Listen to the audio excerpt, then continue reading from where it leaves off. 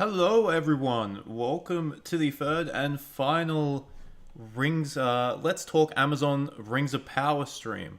Like I said, it's going to be the last one because the show comes out in like 2 weeks, so can't imagine there'd be a reason to do a fourth one in between then and now. And once the show's out, I'm probably just going to go dark on it. Might do a review at some point. Definitely won't be doing weekly episode coverages, that sort of stuff. That's not my forte. Hello chat, hello Jaden, hello Bard, hello Mark Zukalski. Alright. So, I have a announcement I have to make. This stream is funded by Jeff Bezos. No, I'm joking. No. So, I have an announcement about the future of this channel. So what I'm doing in a couple of weeks, I'm taking a massive life step. I'm going on a backpacking trip. I'm heading across the ditch to New Zealand. So that's going to be a bit of a... It's basically what that means for the future of the channel is things might be a bit dicey for a while. I had what I was going to say perfectly planned in my head, and now that I actually have to say it, I just have no brain. My brain just stops working. Okay, so in a couple of weeks, I'm going on a backpacking trip to New Zealand. I don't know how long I'll be gone. It might be for a couple of months. It might be for as long as a year. So what that means for the future of the channel is that I might not be able to update it as much as I do at the moment, which is generally I do a video weekly or so. What I've been doing over the last few weeks is I've been storing up a whole bunch of videos so that when I do head off, I'll be able to release a video weekly or fortnightly for, at least 6 or 7 videos stored up. I definitely don't plan on abandoning the channel. That's definitely not going to be the case. But it just means while I take sort of a few weeks to sort of find my feet over there, content might be a lot more sporadic. But hey, I definitely don't plan on abandoning the channel, and we'll have to see how it goes. Alright, let's talk about this stream. So what I have planned for this stream is I have a whole bunch of just sort of images here, sort of newer images that have come out like about the show in the last couple of weeks. And what I might do is I just go through them. I have a bunch of questions that I put up on that post, on that community post. I don't know if you guys saw it. It basically just evolved into a whole bunch of people arguing, but I did manage to get a couple of questions out of it, so I'll be answering them. And of course, I'll definitely be answering questions in the chat. The chat is a great source of because I don't have someone to bounce things off, like bounce statements or questions around with. You guys in the chat have to do a lot of the heavy lifting in streams like this. So don't be afraid to ask questions. Don't be afraid to make jokes. Don't be afraid to debate things. Whatever. Just keep it civil. Hopefully. All right. I'm terrible at intros. Just in case you haven't noticed already. Hold on. I need to move my microphone just a little bit because I actually can't see some of the newer stuff in chat that's being said. Actually, that's a good one. That's a good question to start the stream off with because that's probably some of the biggest news we've had since the show, since Rings of Power got announced. Josh Thomas Moore asks, what's this rumor about the Lord of the Rings IP? So there's not a rumor. A group called Embracer Group has bought the rights to basically like film rights and games rights for the Lord of the Rings, and the Hobbit, I believe. So what that means is we might see a lot more Lord of the Rings content in the future. Embracer Group mostly do games. They mostly have games underneath their sort of, underneath their banner, so to speak, gaming companies. But then they also this is the scariest news, is that they also kind of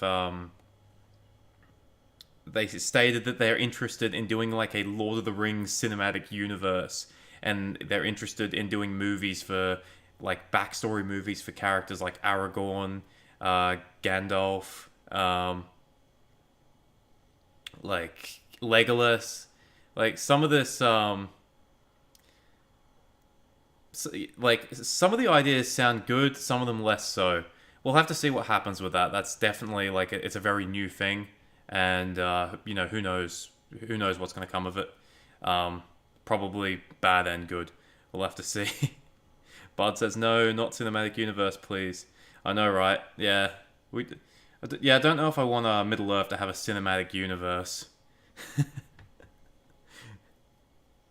Oh god, it's going to be Marvel. Yep, that's what everyone thinks of straight away. A Storm of Wrenches says, are you going to pilgrimage to Bag End? Possibly, at some point. Bag End is on the North Island. I'm going to the South Island to begin with. But I think I would be doing myself a major disservice if I don't eventually make my way to Bag End. So Neckbeard, hey, you're smashing out this content. Good stuff, dude. Hey, thanks, Sir Neckbeard. Is that Neckbeard? Is that who I think it is? Veka says, just why money? Yeah, Veka, that's basically, that is everything. It's all about money. Josh Thomas Moore says, this is not filling me with a warm, fuzzy feeling. Yeah. It's definitely, like I said, it's mixed. It's very mixed news. I mean, if we get more Lord of the Rings games, like, if we get more Lord of the Rings games out of it, then like that'll be awesome. But yeah, like as Bard has just said in chat, movies and TV series, like they have you have to put a lot of effort into making them good. It's a much higher bar to sort of jump over, as opposed to video games, where games can sort of be shit and then you forget about them. So yeah, we'll have to see. We'll really have to see how that goes. Snakebeard says, it sure is. Oh, it's good to see you, man. Someone else finally found out about this channel. Okay, so alright, let's start with some of our first images that we have. So this is a image that I guess would have hyped up lots of people. Obviously, we have the Balrog. So, as you can see, it's very similar to the Balrog design from the Peter Jackson Lord of the Rings films. And I think the reason for that is that it's based off a John Howe artwork. So, it's not infringing on the films, on the Peter Jackson films. The appearance of a Balrog in itself is kind of odd. It's, I wonder where it's going to appear. Is it going to appear in like some prologue at the start? Or is a Balrog actually going to appear at some point during the show? I mean, a Balrog could appear. Like, I mean, we don't know if Durin's Bane was the last Balrog. Hopefully they're not bringing the Khazad-dûm stuff. Hopefully they're not shifting that forward. Hopefully they're not doing that. Right, Bard says, I want a Middle-earth walking simulator. That's called Lord of the Rings Online. It takes like several hours to walk from one side of the map to the other. Gloria, Christy, are you going to make a community server on Discord? Probably not. That's been thrown around a few times in the past. I'm sort of just chill, kind of doing this on YouTube, and just I know a community server would be a good thing, but I kind of don't want to spend the time sort of engaging on that. Really looking forward to Ted Sandeman's origin story. Yeah. We get a sitcom between him and Lotho Sackville Baggins. And as Engar says, a War of the Jewels period game could be awesome. Yeah, but that's outside of the scope of the rights they bought. That's just all that's all first age stuff. No one has the rights to that. Gloria Christie, yep. Some short movies about Tales from the First Age would be cool. Yeah, First Age stuff is like some of the First Age stuff lends itself really well to adaptations, but yeah, as I just said, none of that has been bought. That's all firmly owned by the Tolkien estate. Um, Finally, we get Battle of Five Armies DLC, the Lego Hobbit game. Yeah, didn't that just like they just got cancelled? They just never bothered to release it. So Neckbit says, yeah, I feel this is a genuine awesome channel. Yeah, putting like Lord of the Rings knowledge to use. Yeah, I'm actually finally found something I know a lot about that actually is actually helpful for me. George Bear says, I have a panic attack every time the ads come on YouTube for Rings of Power and I rush to the skip button. Why is that, George? I guess there's a number of reasons it could be. Are you abhorred by it, or do you just want to avoid spoilers? Best guess it's Durance Bane backstory. Thoughts on Lego Lord of the Rings games? I think I own it. I own Lego Lord of the Rings. I don't really remember playing it. I think I finished it. I'm not sure. Mark Sokolsky says, I hope that no one except for reviewers are actually going to watch Rings of Power, even to hate watch. I personally will be giving the show an Amazon Prime Pass. And hey man, you're well within your rights to do that. That's totally fine. But I think I don't want any more adaptations of Tolkien's work, is that they don't understand the spirit of Tolkien's stories. Yeah, I mean, that's definitely something that can be argued with most adaptations for Tolkien's work. I totally get that.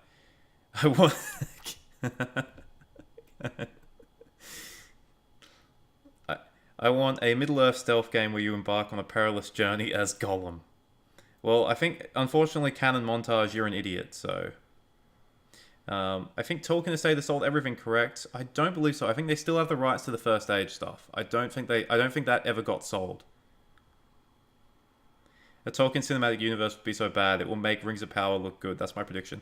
Okay, here's a thing, chat. Why don't we come up with some of the best sort of Lord of the Rings cinematic universe spin-off movies, or movies, because they don't have rights to the don't have rights to make a TV series.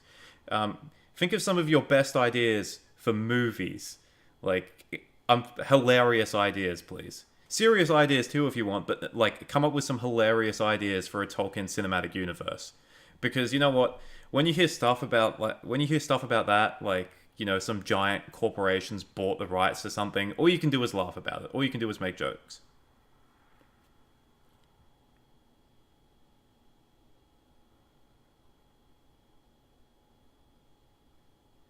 Alright, okay, so... yeah, so... a Balrog will appear at some point. Getting back to this, a Balrog will appear. That's all we know about the first season. We don't know if it's going to be in the prologue or at some other episode, but it's definitely going to appear. All right.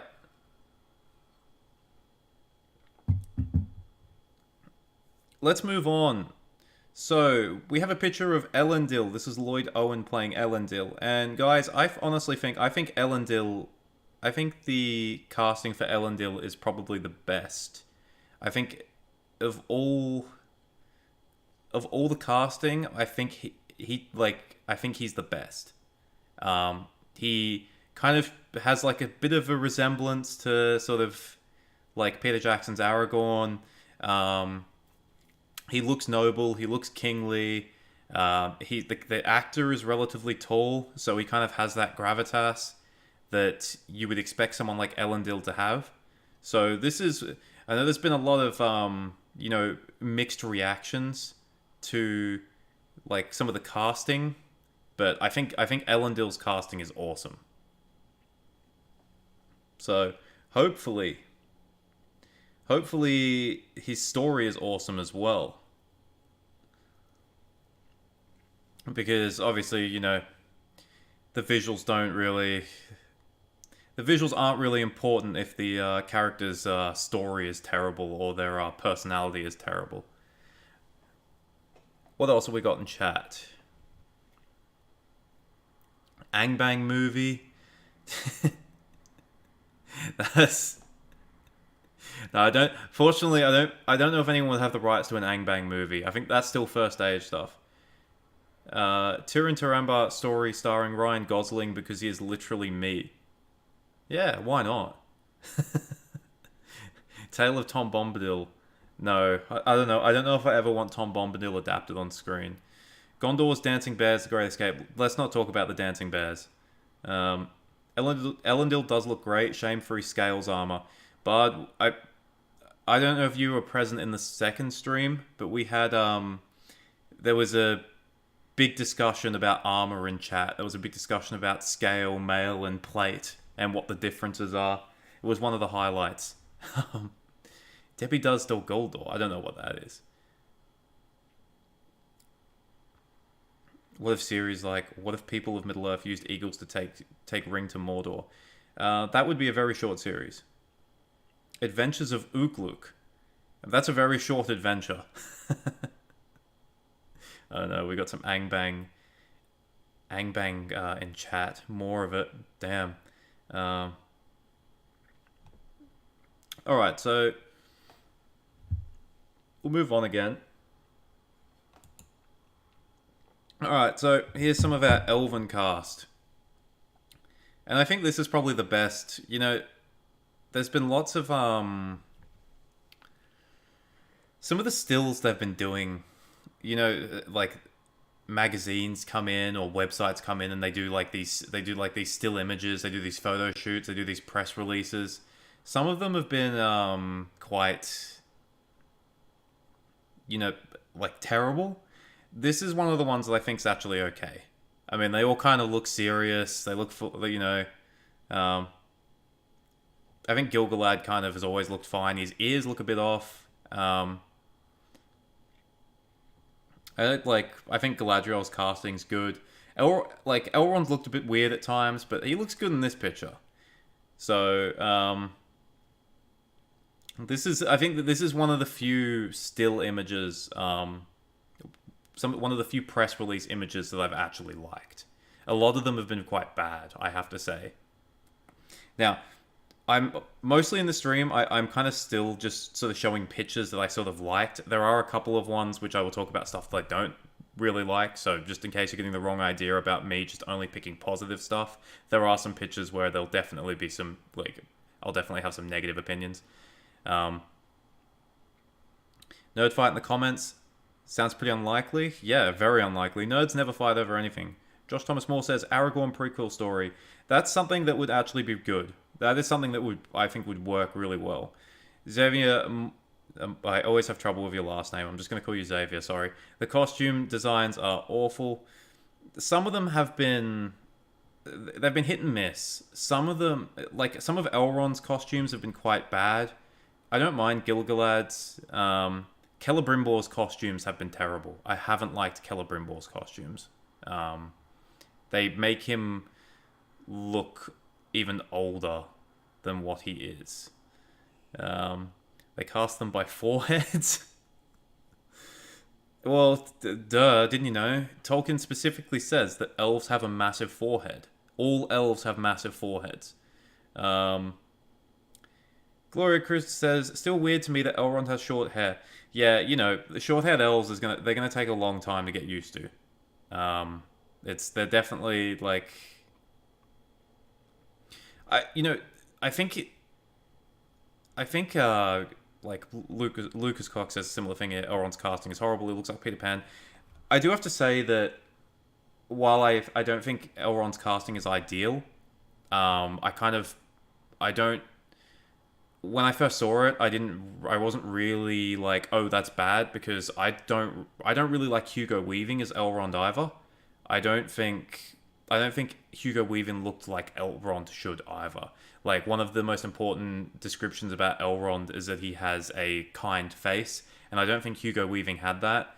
I think Robert Aramayo does have a much kinder face, but then at the same time, he sort of, obviously the hairstyle, it just kind of, they sort of fixed one problem, and then they sort of added another for me. So, Elrond, Lawkeeper of Neverland.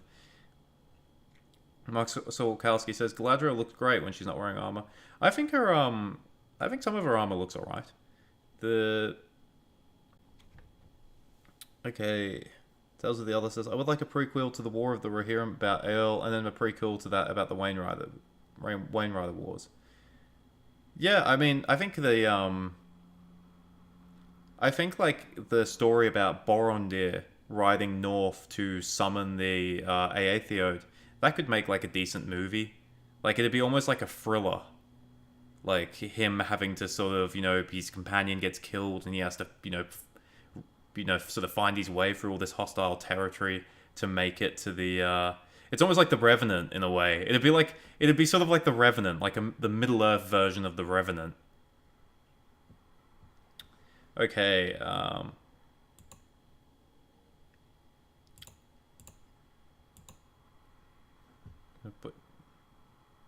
gonna put him on timeout. I don't know what he's talking about. Okay. All right. Let's go to the next image. So.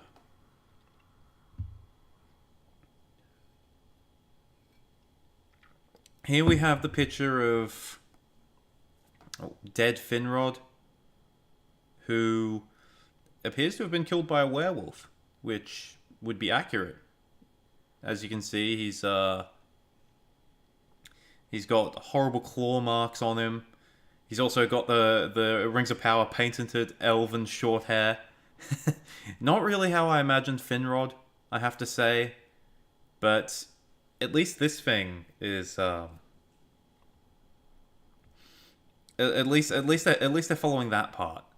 Now, I have heard leaks about what the sort of how Finrod's death plays a part in the story, but I don't want to drop any spoilers. Any massive spoilers in this. So I'm not gonna. If you guys want to find leaks, you can find them pretty easily on the internet. So I'm gonna try and avoid them for the moment.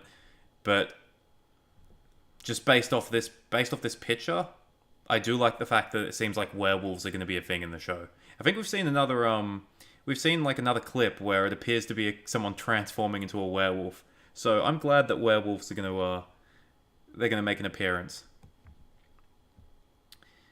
So Angard says weaving is much more craft than book around. Yes. SA says what about the story of other casts leaving the production early on?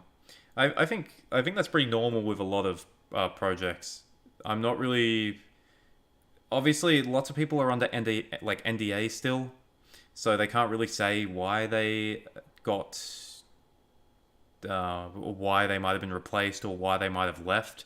It's all just kind of hearsay and rumors at this point. Because if you sort of leak it to the press, you're at risk of getting sued. So, I don't think we'll hear about why people left the project or why people got fired or whatever until after the series ends, possibly. Lucas Cox says, true, Hugo did not look like I imagined Elrond, but at least he had his presence, being tall and quite good looking. Yeah, he definitely had the presence, but at the same time, with the time compression, this Elrond is still quite young, so he might not have that same. Maybe he isn't really supposed to have that same sort of presence that Hugo Weaving had at the start of this show. So he says the Wayne Riders or the Kinstrife would be a cool setting for a series. I think the Kinstrife would be a sick setting for a game. I reckon the Kinstrife would be an amazing setting as like an RPG where you play like you like in the same sense as like maybe like a BioWare RPG where you play as like Eldacar. Like I think it would be amazing like that.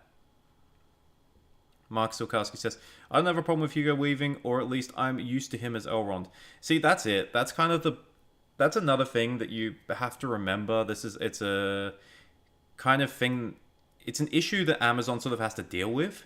It's that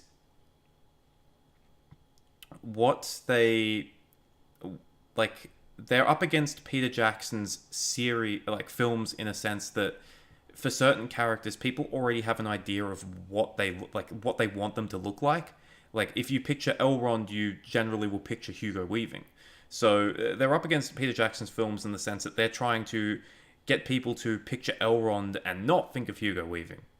So, and when we're seeing characters, we're looking at them and going like, oh, well, they don't look like the film version, so it's automatically weird to us. And that's fine. That's just the way it is.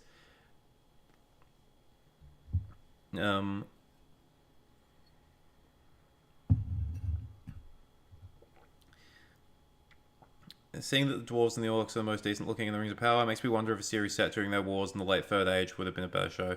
I mean, I can't see that ever being a series. How about a Master and Commander style movie set in Lord of the Rings with Gondor hunting some Corsairs? I mean, you could do that in like a series about young Aragorn, because remember he goes and fights the Corsairs. He goes and raids Umbar, so you could do something like that. Feanor's story, but it's a slapstick comedy. Jeez, that would make the Feanor did nothing wrong crowd very happy. If written well, a story about the adventures of the Blue Wizards would be fun. Oh, I don't want them to touch Blue Wizards. There are so much gaps that they will fill them with their own ideas, Morgoth style. That's I mean, that's that's it, isn't it? Like you can be like, oh yeah, we want the Blue Wizards in. I want something with the Blue Wizards in it. But then you sort of have to come with terms with the fact that it will all be made up. Like it will all be made up. So, SA says, I would love to hear from Tom Shippey, another NDA victim. I think the whole Tom Shippey situation. I think it's likely that it was the German interview. The timing of it seems to be sort of correct. I know some people recently don't put faith in what Corey Olsen has to say, which I still do. I think, I still very much respect him. But he said recently that it wasn't due to that other it wasn't because of that other rumor that has been floating around about them polluting the law. That's basically hearsay. So we'll hear from him eventually, maybe, but I feel like it's very likely just to be that he broke the NDA with that German website interview. I think it's just that likely.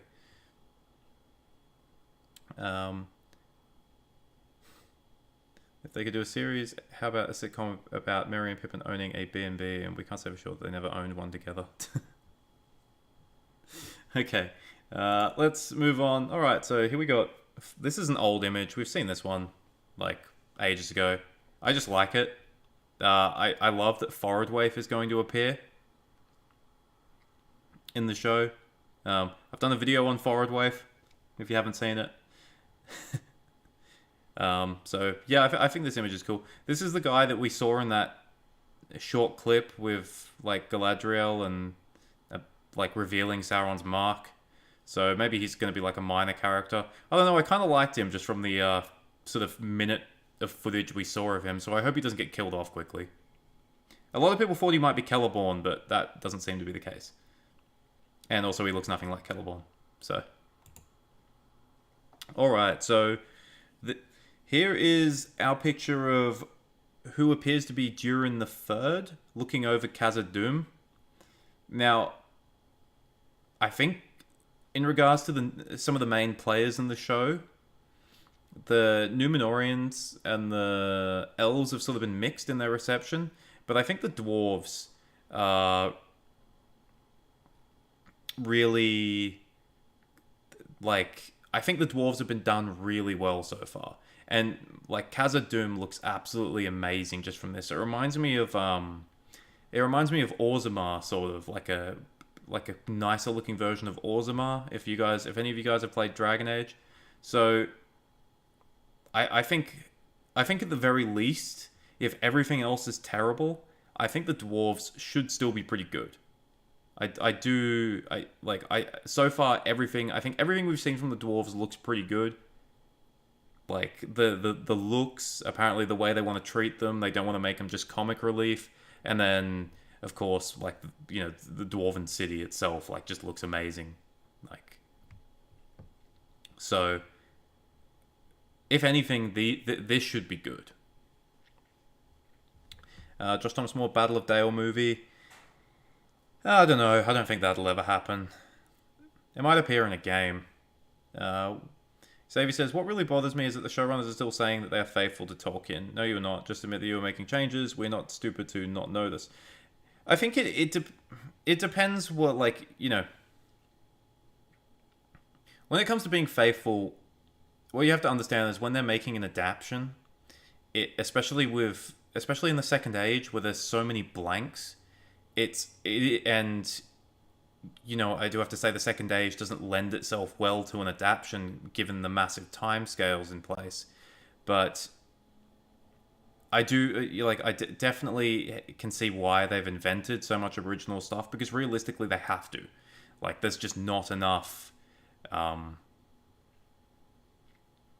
there's just not enough written to, like, not make up shit, I guess you could say. I think what's important to me is that as long as they're faithful to Tolkien in the most important ways, then as long as they don't kind of just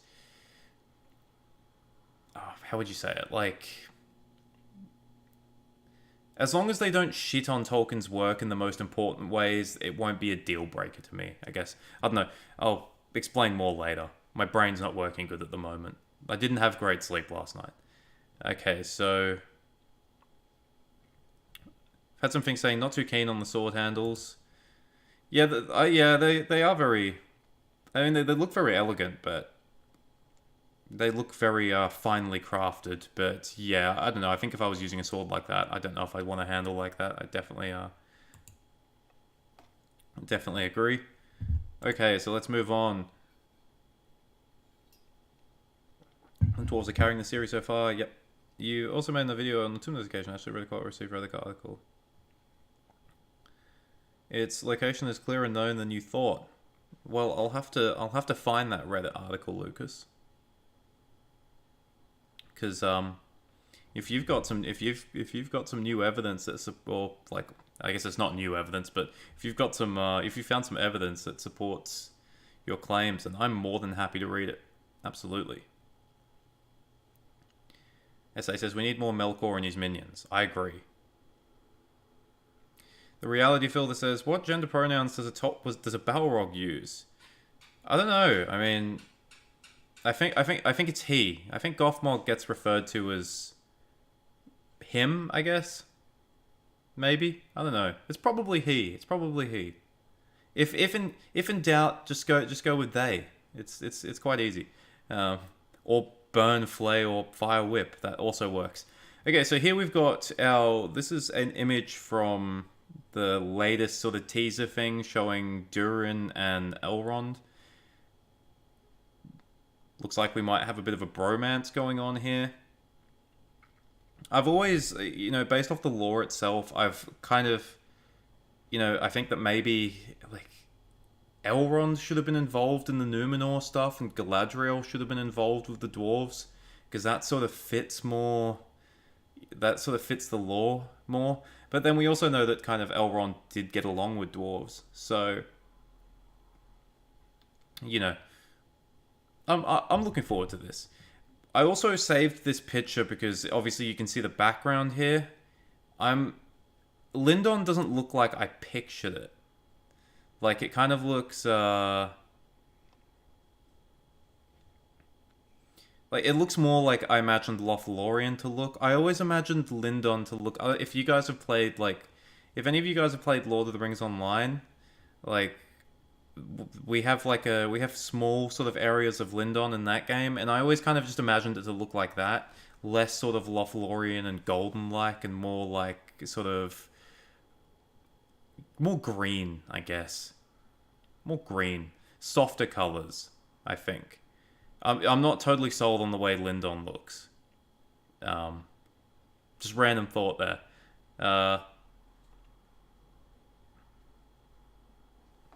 It seems like Elrond is going to have a plot about being buddies with Durin, kind of like Celebrimbor and Na'vi. Yeah, but hopefully we get Celebrimbor being friends with the dwarves as well. I hope they don't just... I hope that's just not, forgotten about as well.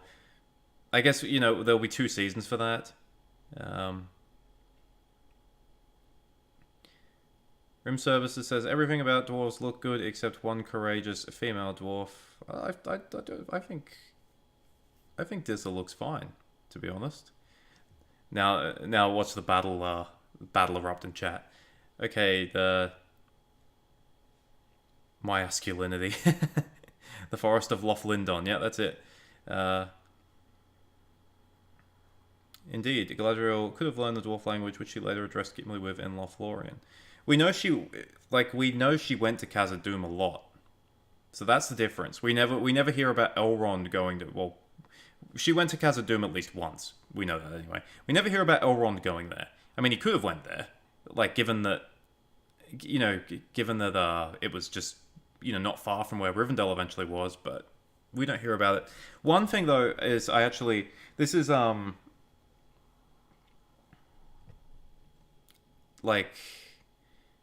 this is one thing that actually is a good point that I just remembered, and I'm blatantly stealing this from if any of you guys watched the recent Nerd of the Ring stream he did with Men of the West, that they could be doing like a buddy sort of thing between these two, because it is eventually in the War of the Elves and Sauron, Elrond is obviously in deep trouble after Sauron destroys Eregion, and Elrond is very much looking like he's going to get overwhelmed, and then the dwarves come out of Khazad-dûm and attack Sauron in the rear and save him. So this whole bromance thing, like, it definitely can work, because there is lore backing for it, I guess you could say.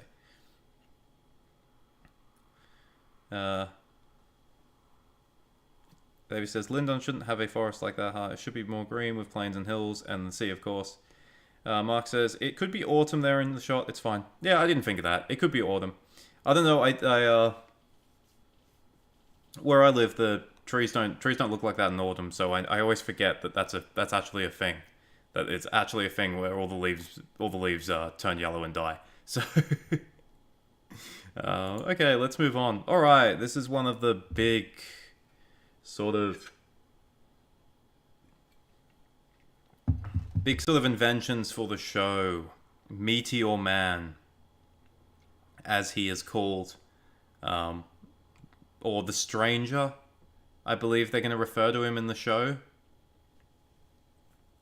So, Meteor Man is a odd one. He's a complete, like, invention. And there's a lot of rumors about sort of what he could be still. We don't really know. I know a lot of people expected that he was...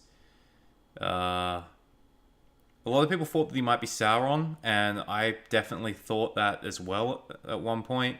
And then it sort of became more obvious that... it became more obvious that he's not going to be Sauron. Well, he still might be. You never know. They might be doing like a bait and switch. This might be like Amazon's marketing doing like an amazing coup at the very end, and doing like a massive bait and switch. But I think it's looking very likely that Meteor Man is not going to be Sauron. And it's looking increasingly likely, considering that we know he hangs out with the hobbits, that he might be a wizard. Which leads to a few possibilities, some of which fit in okay with the lore, and some of which don't fit in okay with the lore. So there's definitely... I hope he's a blue wizard, but I don't know. I'm worried that he might be Gandalf. I'm really worried that Meteor Man might be Gandalf. And I don't... like... I don't know if I want him to be Gandalf. That's the thing. Like, it just... if he's Gandalf, it just feels... the whole Halffoot stuff, the whole Hobbit/Halffoot stuff, in general, just feels like them... like, cashing in on... I guess it just feels like them cashing in on the whole Lord of the Rings must have Hobbit stuff. Like, that's what... it feels like... the whole Halffoot thing feels like it's... the whole Halffoot thing feels like that it's...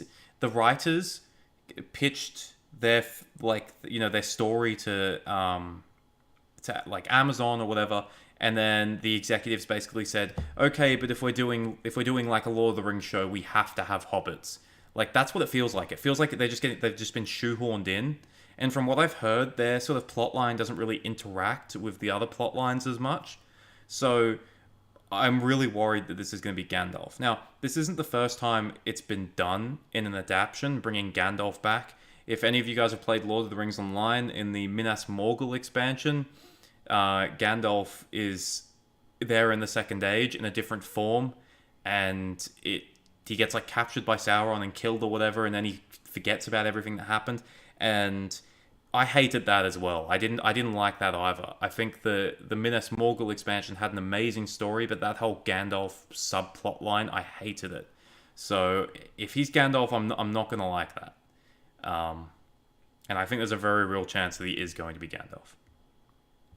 Really, Phil says, how dare you assume Meteor Man is a man? I think we can be sure that he's a man.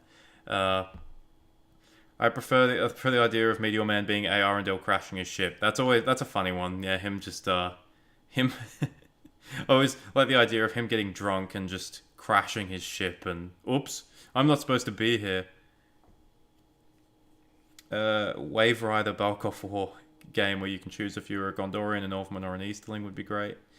I mean, I'm not sure how they do that, but it's not a bad idea. The reality filter says, my best hope for this series is that the writing will be so bad it will genuinely be comical. I don't think the writing's going to be bad. At least not that bad anyway. I'm expecting the show to be I'm expecting it to be average, like the definition of average.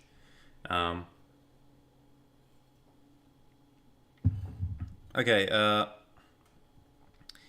if they put Gandalf into the show, that's a huge misjudgment. Yeah, but that's the thing. That's the thing, man. Like this is something that we have to come to terms with, like the Tolkien community or whatever, is that the show isn't necessarily being made for us. It's being made to make money. And you're not going to make a huge amount of money just off the Tolkien fan base. You need to bring in casuals.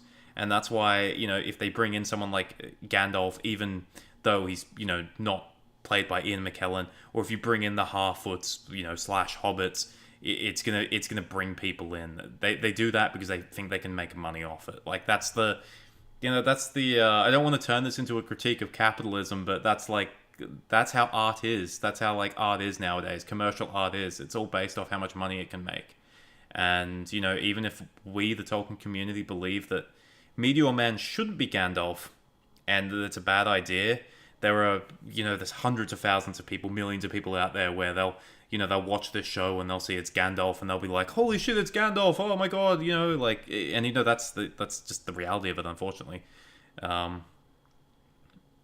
think one thing that I've been consistent with the whole time, and I know some other prominent Tolkien YouTubers are the same in that regard, is that the whole Meteor Man sort of Harfoot storyline is the one we're least looking forward to.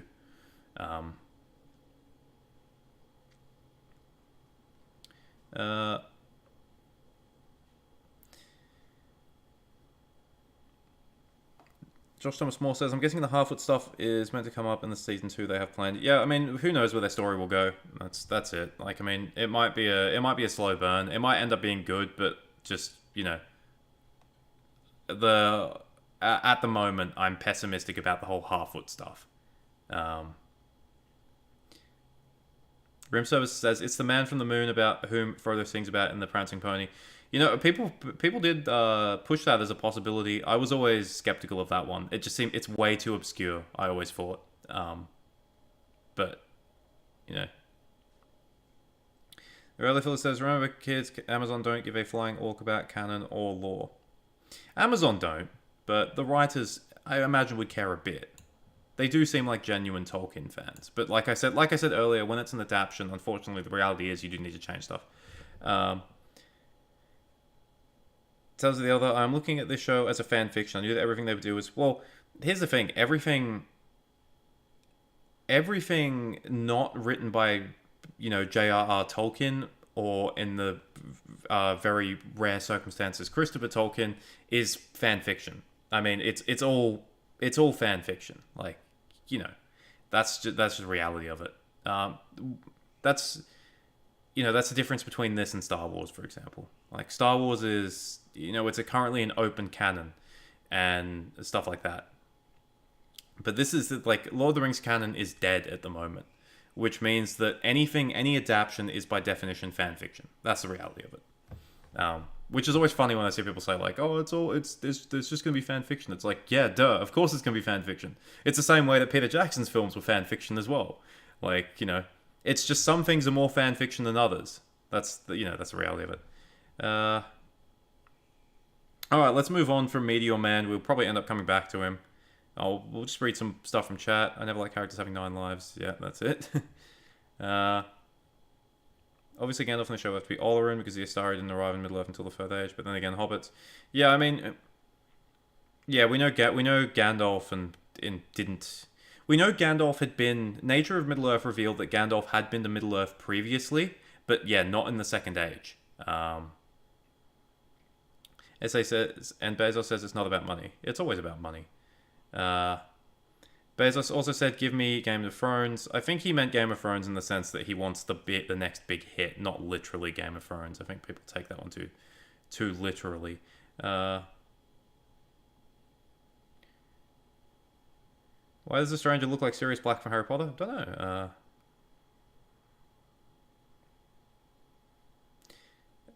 Joe says, Amandil sails into the west to ask for aid from Manwë. He's successful. Manwë responds by dispatching Olorin to Middle-earth. Sounds okay to me. That's not a bad theory, Joe, but I don't think that'll happen. But that's not a bad... It's not a bad theory. I like that one. That's a good one. But yeah, we don't even know if Amandil's going to be in the show yet, so...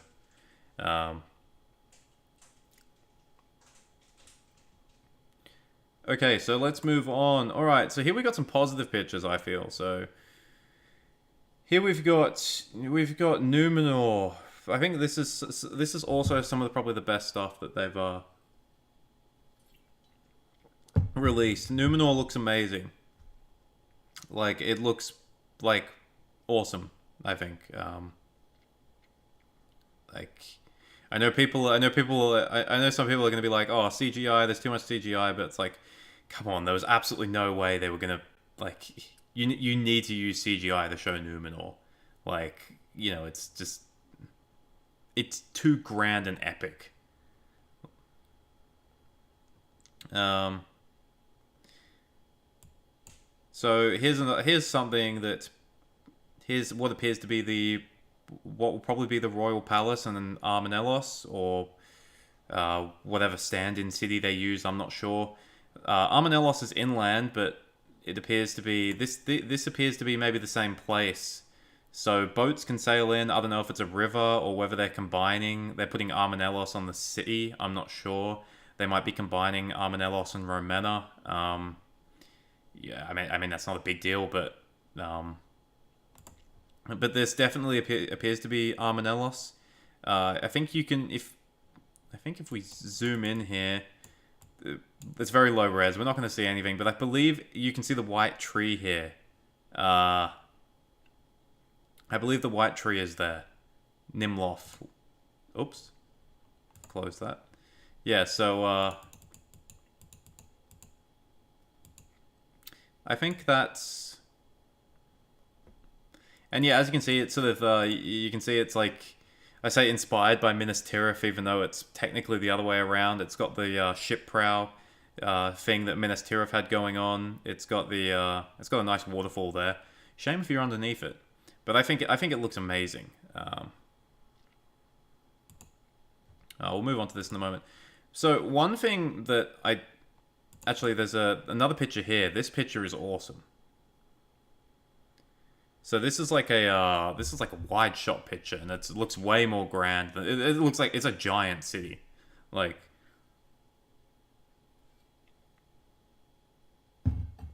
It looks amazing. We can see over there. That looks like a hippodrome, or do you pronounce it in like some weird Greek way, like hippodrome? Like the things that the Romans used to use. They used to race chariots and stuff. It looks like that. So that's kind of cool. I like that they've done that. So this is like an absolutely huge city befitting befitting Numenor. Really, it's probably one of the biggest cities you'd ever see on like a fantasy sort of series or film. One thing I do hope is that I imagine a lot of people in chat here have probably seen Game of Thrones, but I hope they're consistent across the series. I hope it looks the same throughout the series. One thing that always bugged me about King's Landing in Game of Thrones is that in some seasons it looked completely different, like to what it was, and that's because they used Dubrovnik, I believe, for a lot of the scenes. But even like the exterior, like when we get like a wider view of the city, it just looked completely different sometimes, and it annoyed the shit out of me. So hopefully they're consistent. That if this is Armanelos, hopefully Armanelos always looks like this. Like, okay, let's read some stuff in chat here. So I hate the sales, but the architecture looks good. They could have made those bigatures like those in Lord of the Rings. They could have, but I like the thing is I think with CGI you can. I suppose you can make bigatures and then CGI it. But I think a bigature worked really well for Minas Tirith because Minas Tirith was in decay, and it kind of looked like it was in decay in like the Peter Jackson films. Whereas this, it's gonna have to look a whole lot more grand, and like it has to look absolutely amazing. So, it looks inspired by Peter Jackson Minas Tirith, but that's okay. It doesn't matter. It tells that the Eldar says, "Doesn't matter for me how many changes there are. What matters is how justified they are." I think it's a mix of both, Tales. I think there shouldn't be. I don't mind changes, but going overboard with the amount of changes, that's when it starts to become a problem. Even if you can justify them, that's when it starts to become a problem. Jaden Drysdale says, "Well, that's huge. Do we know what city that is? It's probably Armanelos. It could be a combination of Armanelos and Romana, but it definitely appears to be Armanelos. From this one, it appears to be more of a river. From this shot, it seems to be more of a river leading in, maybe. So who knows?" Room Service says, "Numenor looks like a mix of Constantinople, Palace Hagia Sophia, and Babylon Blue Doorway, where Pharaoh's preaches to the crowd reminds of Ishtar Gates." That's a good call. They've definitely lent into the Mediterranean sort of Atlantis sort of vibe going on with Numenor, which I think's all right. With the architecture anyway. They're also doing it with the costume design and stuff like that, which is a bit more mixed. Numenor was basically Atlantis, so it should sort of have like this sort of Greek vibe in a way. It's also described as like with their obsession with death and tombs and stuff. It has like an Egyptian vibe as well. So yeah, definitely like an ancient sort of almost like Bronze Age, ancient Mediterranean vibe. It definitely fits it, I think.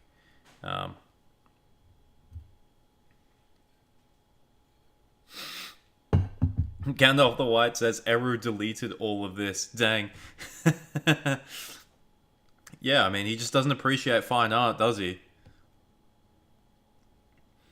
All because a bunch of dudes took a holiday to a place they shouldn't have went to. He just decides to just give this all the flick. He's not such a benevolent god, is he? Maybe Morgoth was right. Got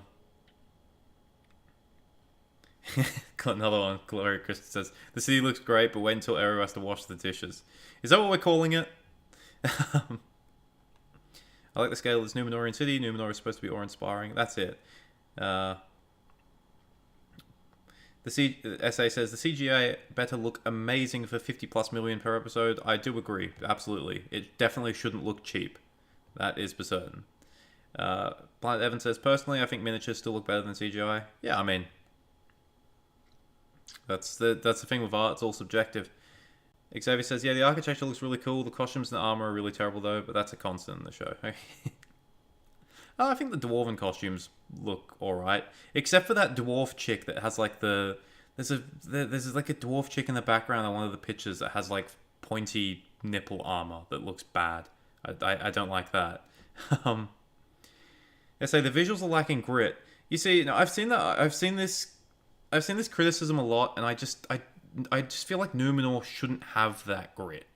It shouldn't have that same gritty sort of feeling that Minas Tirith or locations in Peter Jackson's films had. Like this is like Numenor was like a blessed island. Like it definitely there shouldn't be any signs of decay. It should look immaculate. I don't think I just don't feel like there should be any grit. Bard says, though one critique which might be a nitpick for myself is that the Numenorians don't look that impressive to me. They look like Shakespeare in the Park. You know what, Bard? That's just an unfortunate sort of side effect of casting real humans in the show. I'm not being snarky when I say this, but it's kind of, we always have this grand image of what they should look like. Numenorians should be like this super tall, like super like good looking, really masterful sort of people. But then we have to cast real humans to play them, and obviously we don't have a whole bunch of 7 foot, amazing actors walking around, and real humans that we're not all good looking, we're not all like graceful and elegant, so it's kind of speaking of real humans, well, we'll get to this image in a second. Conan the Dwarven Woman, yeah. Pointy nipple armor, yeah. It's like cone. It's like a cone armor. It's I don't like it. I think I think I saw a picture where like someone compared it to like some art, like it's like old art styles that people used to do. It's like a throwback to that, but I still don't think it looks good.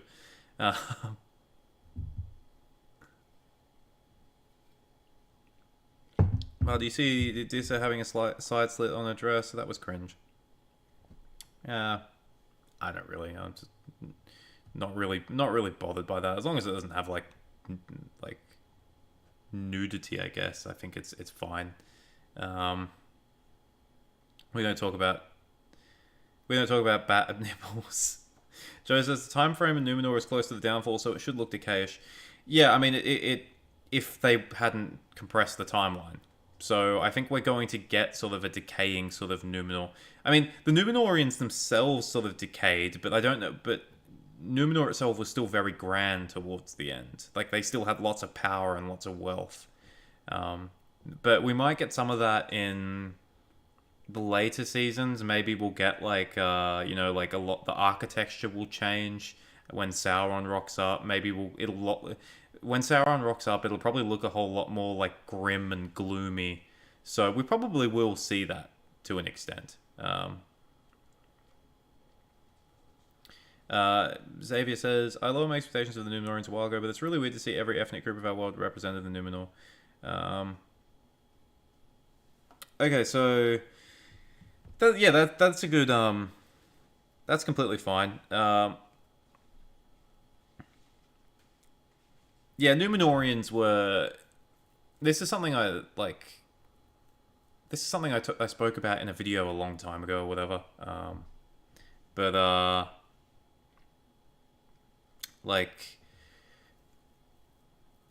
I'm not really. I will admit, guys, that I'm not a fan of the whole sort of Hollywood sort of what they do now with the whole like, oh yeah, every single sort of, like with something like Numenor, for example, now that we have like, we can see here just in this picture, we have like back here, there's like a Indian looking Numenorian, we have an Asian looking Numenorian, we've had plenty of black skinned Numenorians, all that kind of stuff, and I'm not a fan of that. Not because I subscribe to some like any culture war sort of crap. It's because I think it's lazy in terms of just writing and storytelling. So I don't agree with them just going like, okay, every single people must be diverse or whatever, like And I think there really was a real opportunity with this show to cast people. Of color in because Numenor does colonize Harad. Like there's definitely an opportunity for that. There's storylines that can be built around that. I do think it's lazy. Just like, oh, okay, we're gonna have Numenor, and it's just Numenor looks like New York or London or Sydney. You know, it's like I said, it's not a deal breaker for me. I just think it's lazy. Like, I'm not gonna lose sleep over it. It's not a huge change. Um, it will in some ways get like it take a bit of getting used to, but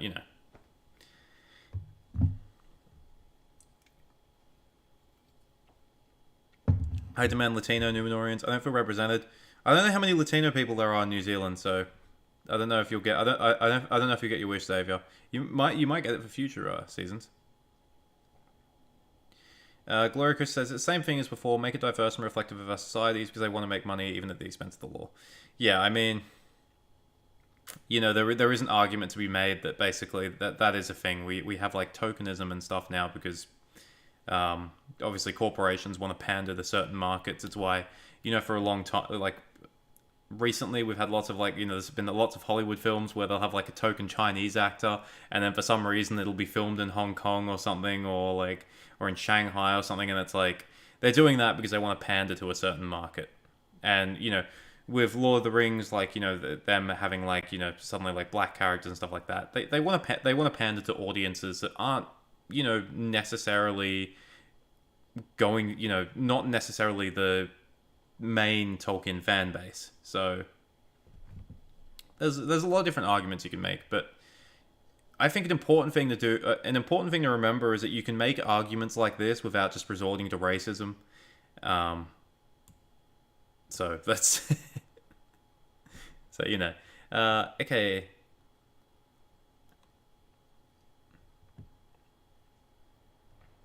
I don't feel represented. I want Slavic elves and Dunedain. I mean, these guys could be played by Slavic actors or actresses. You wouldn't know. Very lazy writing, having a blonde white house, Hador House, Kingsmen pillaging, occupying, enslaving Middle Earth men, including and not using this perfect fit with law. Yeah, I mean, that's well.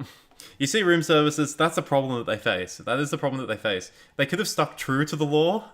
They could have stuck true to the law, and they could have done that. But then there'd be like fighting. There'd be so much fighting around the show, like from people all across the political spectrum. So maybe it's easier to just make it like this. It kind of half bothers me knowing that it would be Elrond, not Celebrimbor, who was friend of the dwarves.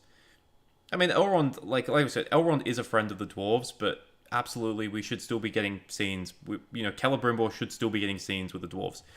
Palantir 13, is it possible that non-Numenorians came to Numenor for trading? Maybe at certain points, but probably not towards the period this show is set.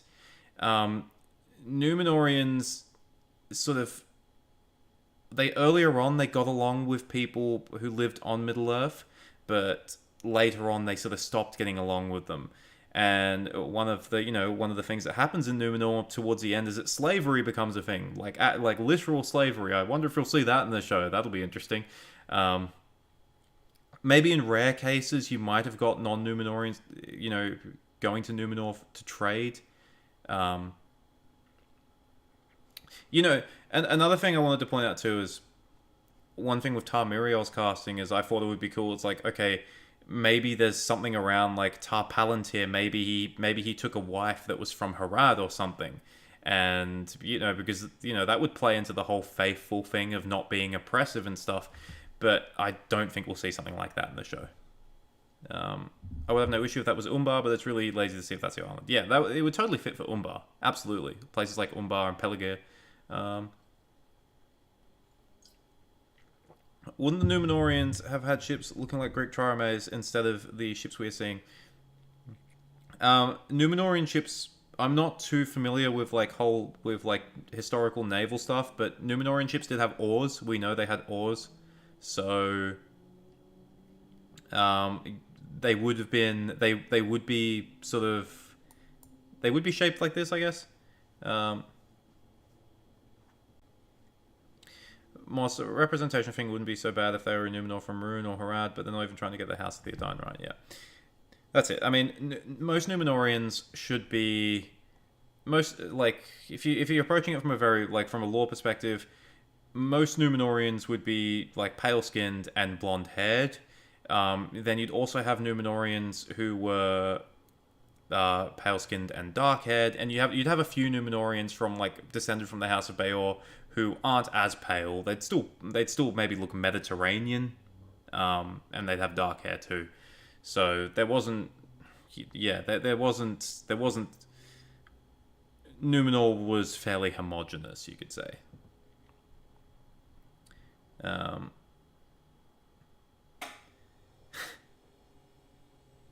always pictured the Numenorians looking like Kaminoans. You mean like the long-necked people from Star Wars? If we have Asian and Indian Numenorians, then why is Galadriel still a lily-white blonde woman? Why isn't she played by a black actress? Well, I think that's because Galadriel is an iconic character, and I don't think changing her race or her description would go down well. Did you see how Wizards of the Coast depicted Aragorn in their upcoming Lord of the Rings themed Magic cards? No, I didn't. Xavier says, for being so woke, it's weird that Amazon is not using the change of showing the white and blonde Numenorians oppressing dark-skinned people. Waste opportunity. See, this is something I want to dispel. This whole thing of like, guys, Amazon are a giant corporation who all they care about is making money. Like they are not woke. They're not woke. They don't like. I tell you what, leftists hate Amazon. Like people with left-wing beliefs hate Amazon. They're not pandering to them. They're trying to make money out of it. That's what they're doing. You know, some of the writers might have those views, but you know, the whole race swapping system is a bad idea, directly contradicting the law. The world is the Lord Tolkien is supposed to be a prototype of England and not for the world in general. It doesn't make sense. I mean, the whole English mythology thing, he very much lent into that early on in the Legendarium, but he kind of dropped that whole idea towards the end. So but yeah, it's like I said, it is correct that yes, it's still Tolkien's work is predominantly white people. But once again, I will reiterate many times that this isn't a deal breaker to me. I feel like it's a minor detail. Do I like that they made the change? Not necessarily. Is it going to keep me up at night? No. Technology works kind of weird in Lord of the Rings. Ships that could travel the oceans are kind of a big deal. Yeah, I mean, absolutely. I mean, you could make the argument that Numenorians and elves are really the only people like that kind of had ships like that. I mean, a lot of the people that we don't hear about like other naval powers that aren't descended from the Numenorians in a way. Like even the Corsairs of Umbar were originally descended from the Numenorians. So ships like this that can travel the ocean are a very big deal. Yes.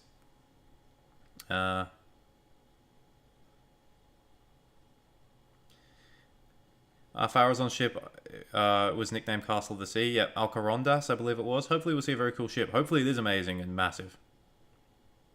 Okay, so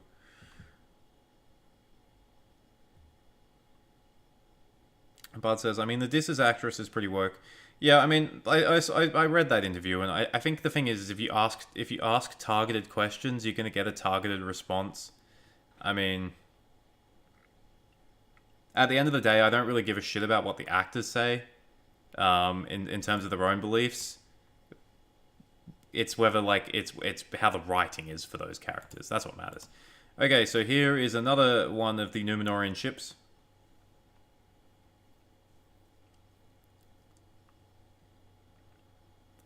Someone said earlier they don't like the whole sail thing, and I can see that. I do like the whole sun thing they've got going on though, because of how like what the sun means for men. There's not really much else to say. We should have seen the boats. We've talked about the boats, so let's move on. All right. So speaking of yeah, there we go. Xavier hates those sails. Okay, speaking of the conversation we just had, now here is Arondir, our Sylvan Elf character who lives in the Southlands. We've kind of learned a lot about the Southlands recently. You'll see I appropriately captioned this one "oh shit" because it definitely is an "oh shit" moment. I don't know what's gonna happen to him here, but I know lots of people. I know lots of people have been critical of Arondir's casting, but I still think Ismail Cruz Cordova has like very elven features. Like I know lots of people like go on about like, oh, you can't have black elves, or he's the buzz cut elf or whatever. I mean, but I think his features generally look very elven. He looks a lot more elven than a lot of the other people. But that's not what I want to talk about with this picture. I want to talk about like we're gonna get like horror stuff in this show too. Gonna get like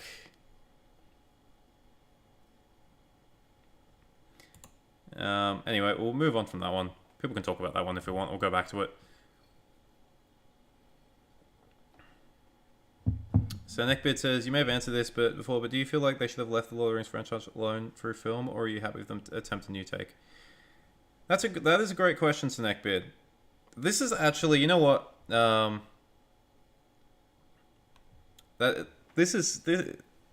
a lot of people have noticed that I'm generally more optimistic about the show than some other people. That is, and I want to explain that, right? Like when I did the community post recently, I got a bunch of people saying like, "Oh, you've sold out" or whatever, blah blah blah. One thing that I've always been consistent about, with like my beliefs in Tolkien's Legendarium, is that I do like new takes on stuff, because when you know so much. When you know so much about a universe, it kind of loses some of its magic, right?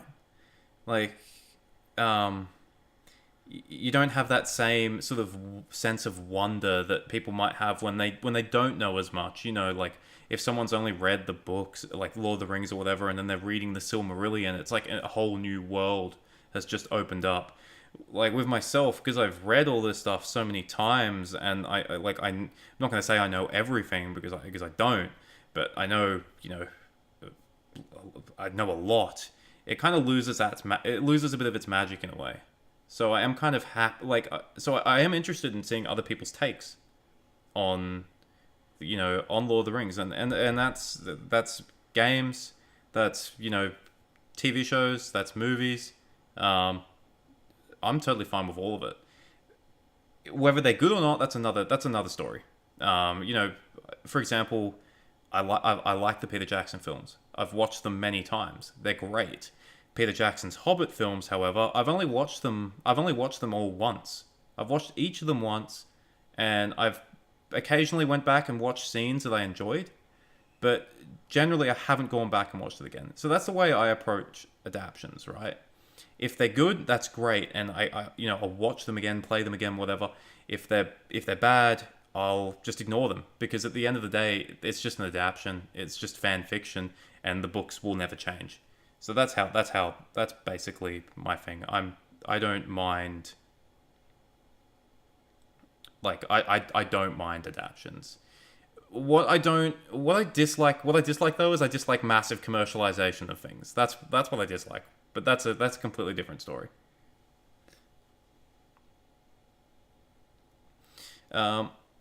Alexander Romance says, been watching your vids a lot lately, bro. They're dope. Just sub. Thank you, Alexander Romance. Xavier says, when I saw the actor playing Arondir, I thought he would work as a mixed Haradrim, Numenor, Lord in Midlife.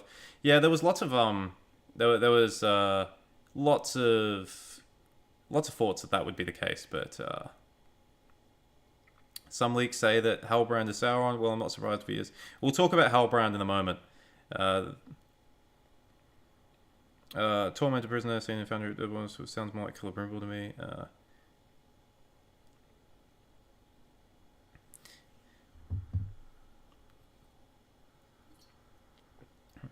I would love to have seen a spin-off about Aragorn before Lord of the Rings saga. He is the character who interests me most. If I see an Aragorn video, I click. I would be interested in seeing something about Aragorn too. Josh Thomas Moore says, would it be fair to say your approach is to give them enough rope and see what happens? Yeah, that's it. Like, I mean, like, I'm not, put it this, put it this way, like I would never go as far to say that I'm some protector of Tolkien's legacy, right? I would never say that because it would be hypocritical for me, because I played Shadow of War and I enjoyed it. Even though it took a giant dump on the lore, I enjoyed it. So I would never claim that I'm some defender of Tolkien's legacy. I just share it, okay? So I would say that I'm, more than happy to give people rope and see what they can do with it. And sometimes they might hang themselves, and sometimes it might be great. The hate monger, and thank you for admitting obsession criminal things. There is a cut of PJ's Hobbit online with only material from the book, still not great, but avoid top on YouTube. Alexander says the Amazon series has got to be better than the Hobbit series. I don't think it could be worse.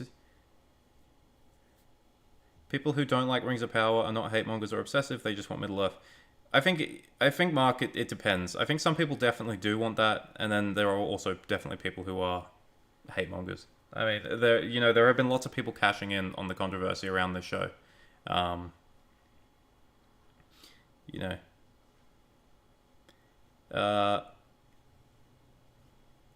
Finally, channel isn't too full of negative. I swear people are too harsh on the little subjects, so I'm still nervous on the show.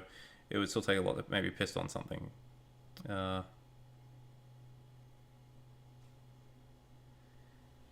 Sort of unrelated, but have you listened to Blind Guardian's Nightfall and Middle Earth? Perfect application for Tolkien's Other Minds and Hands quote that is now overused by Amazon stands. I haven't, no. I'll have to look into that.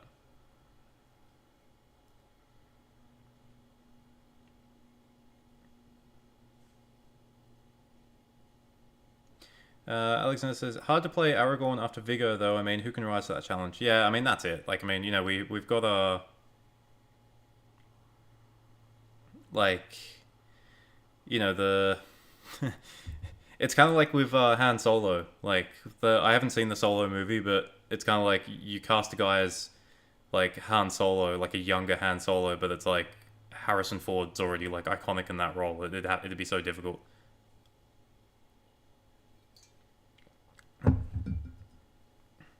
Titanic was Romeo and Juliet on a boat. That is true. Galadriel's casting is good, you say. How? I mean, I don't think it's bad. I mean, are people not happy with Galadriel's casting?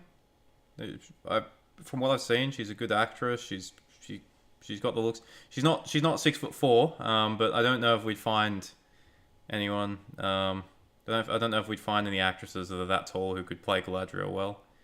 From what I've seen so far, I don't have a problem with her casting. If people have problems with Galadriel's casting, let me know in the chat.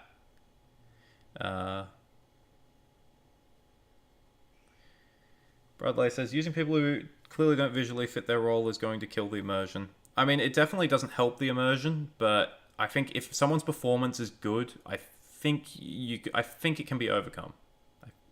But it has to be a very good performance. They say, will Gil-galad get his due? Seems to me he should be at the front. I mean, he's kind of he's the king. He can't be gallivanting around, but I think Gil-galad will definitely get his time in the sun. Absolutely. I mean, there's no doubt about it.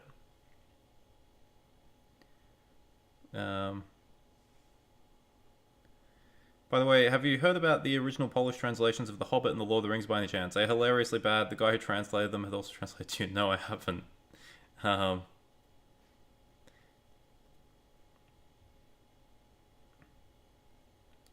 I just don't trust a company that delivers next day to adapt on. I could play Galadriel well, I reckon. I reckon you could.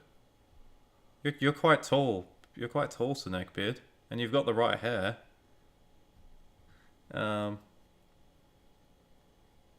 You have been told many lies of Middle-earth. Interpretation of this. Was that a...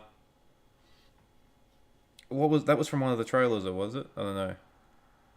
Jim Ayers says, I don't think it's the actress. I think it might just be some of the things she said have shed a bad light on her. Is that like the recent controversy where she said, don't attack my black castmates or whatever? Is that a controversy? I mean, I don't know. I feel like...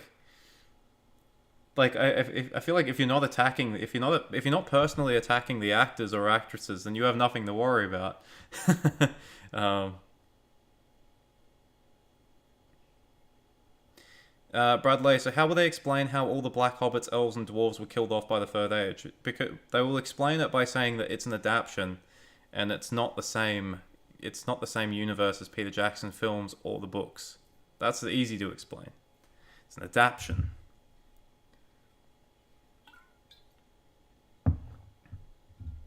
Um, if Amazon, if Amazon made Lord of the Rings, if they made the a Lord of the Rings series set on the War of the Ring, there would probably be black hobbits and black dwarves and black elves. So that's how you explain it.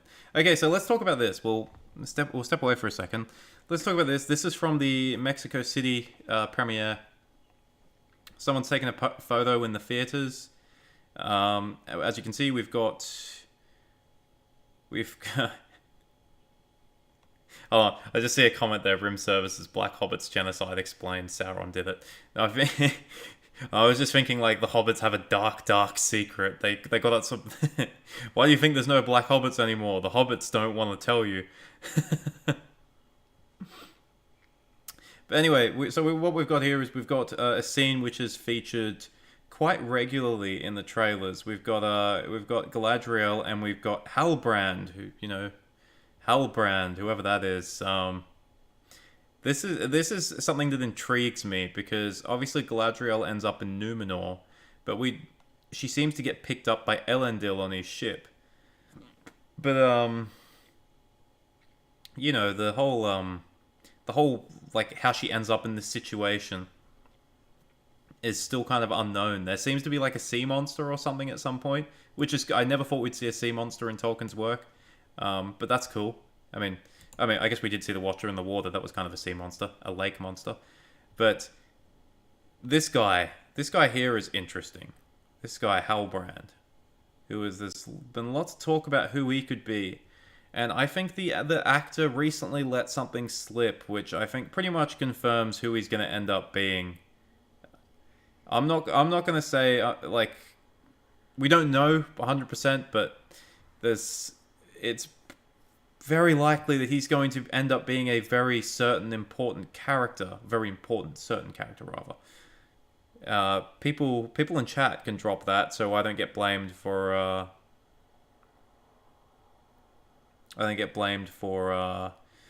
spoiling anything.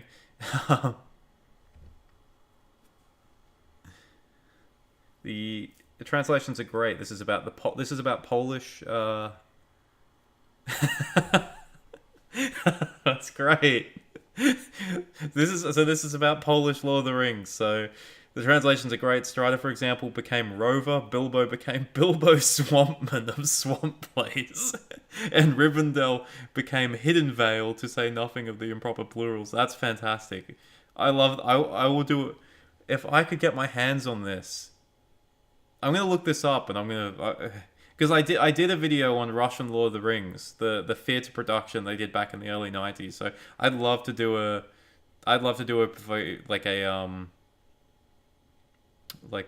something on the horrible Polish translation. So how many cosplays do you think will be terrible after this movie? I mean, I'm not sure. We've already seen one good cosplay. Someone cosplayed Galadriel that looked quite good. But I imagine, as with all things, we will get terrible cosplays as well. Slim Sauron killed them all. Oh, bloody Slim Sauron. We're going to get to Slim Sauron in a second. Bradley says, yeah, but they're not supposed to contradict the law.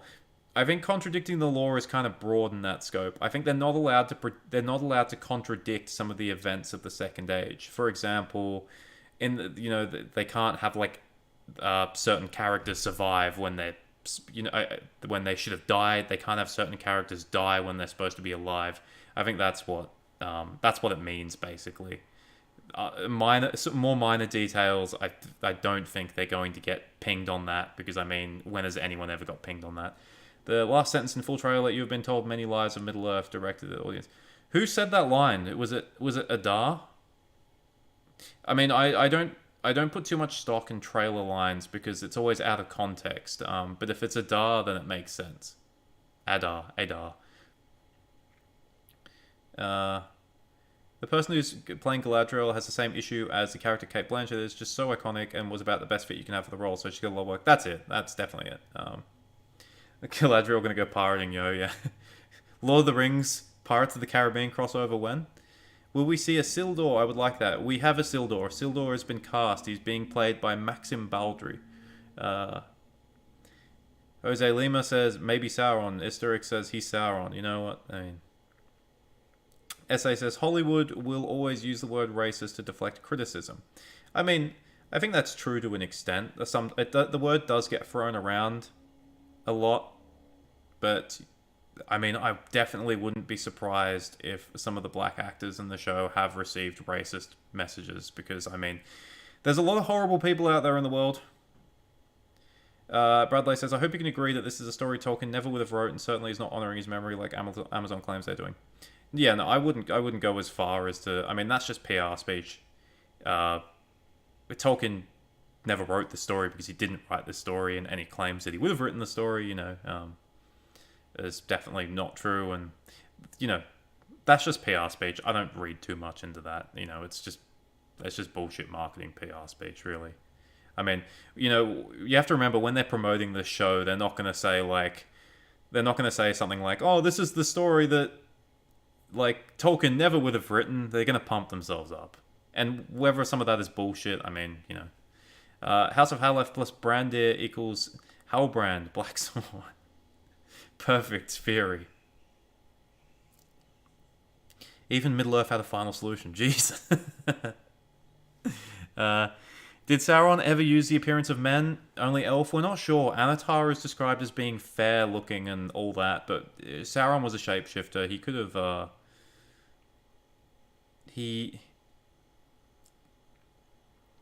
I mean, he could have taken the appearance of a man. We're not sure. We're not sure. I mean, so the plurals are even better. They imply all dwarves and elves are male, and that Sauron's armies consist of orcas. Orcas. Bard says, Darth Gandalf, off topic, but what is your favorite poem by Tolkien? Definitely... I mean, are we talking, like, in-universe poem? Because if we're talking in-universe poem or song, definitely the battle between Sauron and Finrod. That is my favorite. That is awesome. That is my favorite by far. Sauron is a real Slim Shady. Sauron would be too proud to take a human form, but in the show they'll do it properly. Yeah, I mean, spooky guy at the end said the line, yeah, Adar. Well, Adar's like a messed up dude, so it kind of makes sense that someone like him would say that line. He's a messed up elf. An evil elf. Melkor Spaghetti. Nothing wrong with the original character. I mean, it just depends on how good the character is. Original characters will get judged more harshly than... Do you think we'll see an epic rap battle between Galadriel and Slim Sauron, or will Slim put a ring on? I don't... maybe we'll get the rap battle between Sauron and Finrod in the prologue, but probably not. It's been confirmed more or less by several leaks that Halbrand equals Sauron. The character saying that line is Adar, the other evil protagonist of season 1. Yeah, I mean, it's very likely that Halbrand is... I mean, even going back to when the characters were originally sort of revealed, people were sus on Halbrand from the beginning. People were very sus on him from the very beginning. Like, and it was even back like a year ago. It was like when we first learned about, you know, him and Meteor Man and stuff. It was basically between like, who's going to be Sauron? It's either going to be Halbrand or it's going to be Meteor Man. And then it sort of became clear that it was kind of not going to be Meteor Man. So it's like, well, it's probably going to be Halbrand then. And then there was the Slim Sauron controversy, but you know, that was just a misunderstanding in the end. So yeah, I mean, don't be surprised, people, if this man here is not who he says he is. Alexander Romance says, I'm a bit worried about the condensing of the timelines, but it's totally understandable. I mean, that's the most worrying part of the show, I feel like. The timeline being condensed is the most worrying part of the show, because it's the biggest change in the show. It's the biggest change by far, so...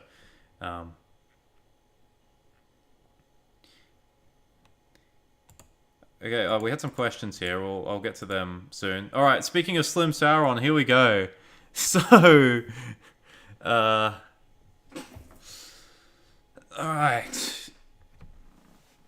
Sorry if my chair's making noises. It's a good chair, but it's definitely very loud and noisy. So, okay, we've got Celebrimbor as Palpatine confirmed. He does have a Palpatine vibe, doesn't he? Okay, Isteric says Meteor Man is supposedly not Gandalf, but no one has any idea who he's supposed to be then. Yeah, I mean, well, this is... That's, I was saying earlier that there's a good chance it could be Gandalf, but yeah, I mean, that's the thing. We don't know yet.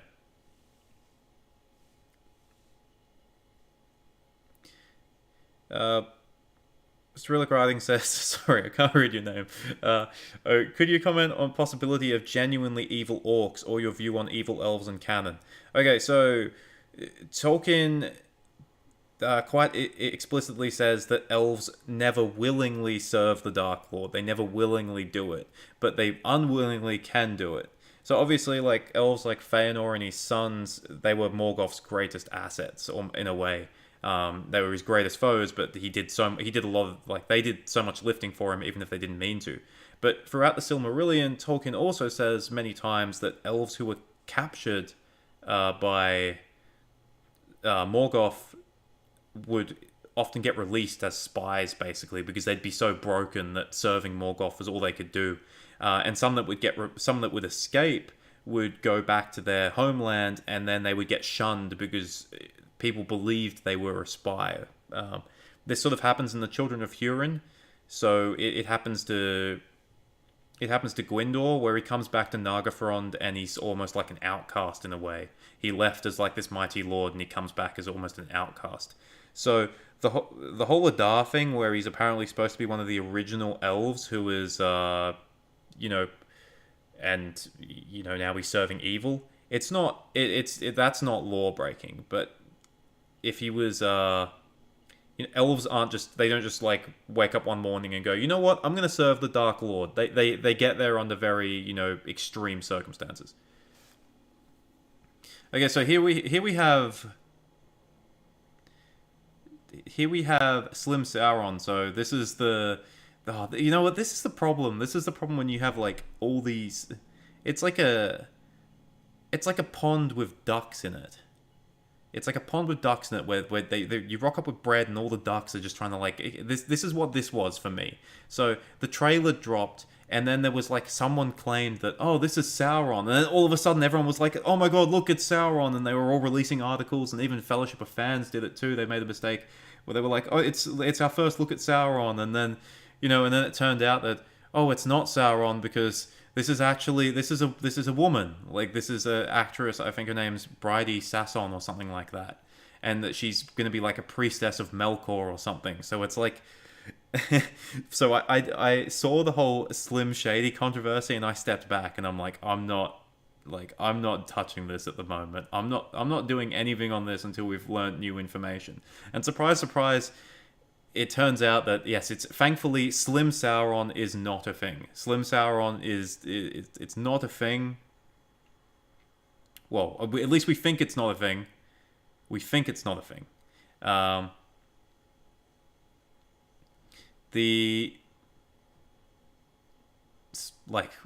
sort of lost my train of thought. So yeah, this is a priestess of Melkor, right? So she definitely looks evil. I'm not sure about the whole like bleached blonde hair and eyebrows and stuff, but I mean, I don't know why they couldn't just have an evil character look, just evil without looking kind of weird.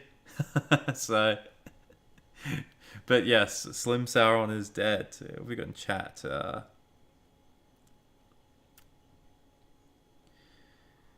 Someone on the Discord at Fellowship of Fans insists he's not Gandalf. My guess at this point is he's an original character Maya or one of the Blue Wizards, or rather Gast, lol. I mean, yeah, this is the thing we got to watch out for now with the like show getting so close to release and all that kind of stuff. It's like there's going to be lots of people making claims, and some of them are just trolls, and some of them are just people who want to feel important. So they might be making claims about stuff that isn't necessarily true. So we'll have to wait and see. I have seen leaks. That definitely state that Meteor Man is Gandalf, but it might not be true. We won't know. Because at the end of the day, people have seen the first 2 episodes. People who have been to the premieres have seen the first 2 episodes, but the only people who know about stuff beyond that are insiders, people who have worked on the show. So, Gloria Chris says that's a woman, but that also says that's a woman. Yes, it's a woman. I think, like I said, I think her name is Bridie Sasson or something. I saw her Instagram page. She is definitely a woman. If you want to know, her pronouns were she, her. In case anyone's gonna, drop something like that in chat. What if Halbrand is Ladriel's baby mama? Ladriel thing.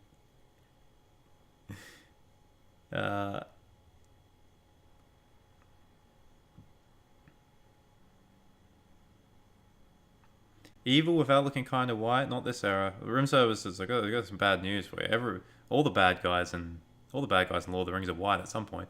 Well, all the main bad guys.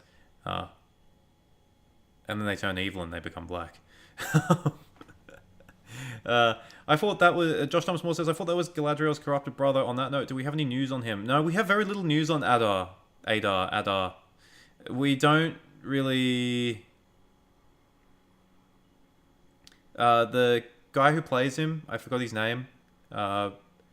He hasn't made many appearances in... They've been very secretive with Adar. They've been very secretive. So we don't really know much about him. I don't know if the corrupted brother stuff is true anymore. I don't know if that's...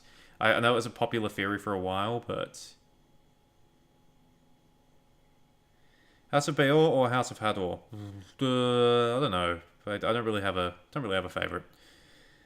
Kind of... And yeah, the House of Halef is my favorite, though. Ang Bang just went mithril, and you say he's dead.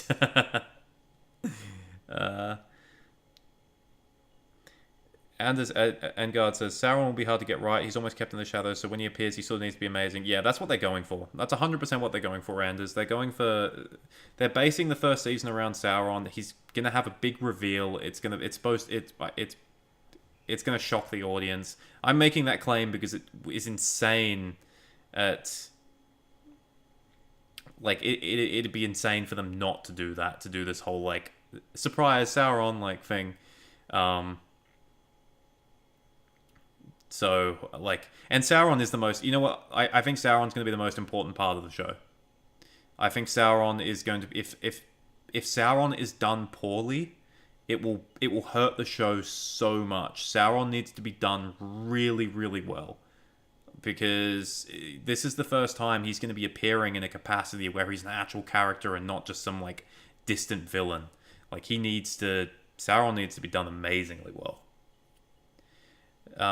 You have been told many lies in Middle-earth. I take this as a riddle directed at us. Producers have been releasing misinformation on purpose to maintain Wi-Fi surprise when we see the show. Possibly. Andre Faria, also that kid with the sword, is it the Witch King origin story? We're not sure. I mean, you know what? We're gonna get to that in a moment.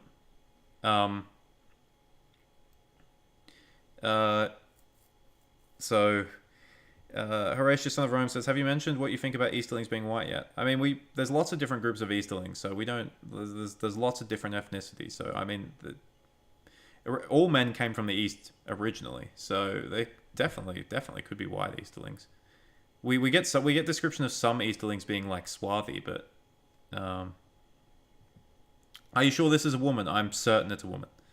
The Tir Harad people, presumably Haradrim, are white too. We'll get to that in a second. I think Adar can be seen. Yeah, even the orcs are white now. I mean, hold on. We've always had white orcs. Gothmog, Azog. Gloria Chris says, this is making me want to reinstall Lotro. I'm going to go do that. You see that, guys? I haven't been bought by Amazon. I've been bought by Standing Stone Games. The whole point of this stream is to get people to subscribe to Lotro. Okay, so let's go. All right, so people have just been asking about the Southlands, and ask and you shall receive. So this is one of the big hints that has just been dropped. recently. So as you can see here, we have Proto Gondor. We've got... You know what? I probably could have found a picture with better resolution than this one. Sorry. But, so... People have just been asking about Tir Harad. They've been asking about the Haradrim. We've also been asked about the kid with the sword, Theo. So, you can't see it here, but this is one of these two dots here. This is Tir Harad. This is the village. This is the village where Bronwyn and Theo live. These are where the Southlanders live. Just above here, that's Mount Doom. That's Orodruin. This is Mordor. The Southlands are Proto-Mordor. This is what we've discovered. Now, this is a very big hint because the fact that then this isn't in Harad, this is in Mordor. We know what happens to Mordor, right? We know that really bad shit happens in Mordor. So what this means for our Southlanders is that bad shit is going to happen to them. Because Mordor doesn't look all green and nice in the Third Age. It looks horrible. And so it gives us some plot hints. So it's not going to end well for them. It's not going to end. It might not end well for characters like Arondir and Bronwyn and Theo. And it does lend credence to, Theo might end up, he might end up in a position where, he might become the Witch King. Who knows? So it's going to be this. You know what? This has been one of my favorite sort of. I was saying earlier that I wasn't sold on the whole Harfoot thing, and just like the Harfoot thing, I wasn't sold on the whole Southland thing, right? Because the important thing with this is that you tie it all back into essentially what the big events are in the Second Age. And the big events are all surrounding Sauron. They're all driven by Sauron. So the fact that the Southlander scenes are going to be taking place in Mordor, all of a sudden, we now see how it's connected to the main plot line. So all of a sudden, it makes me a lot more excited to see what is going to happen here. And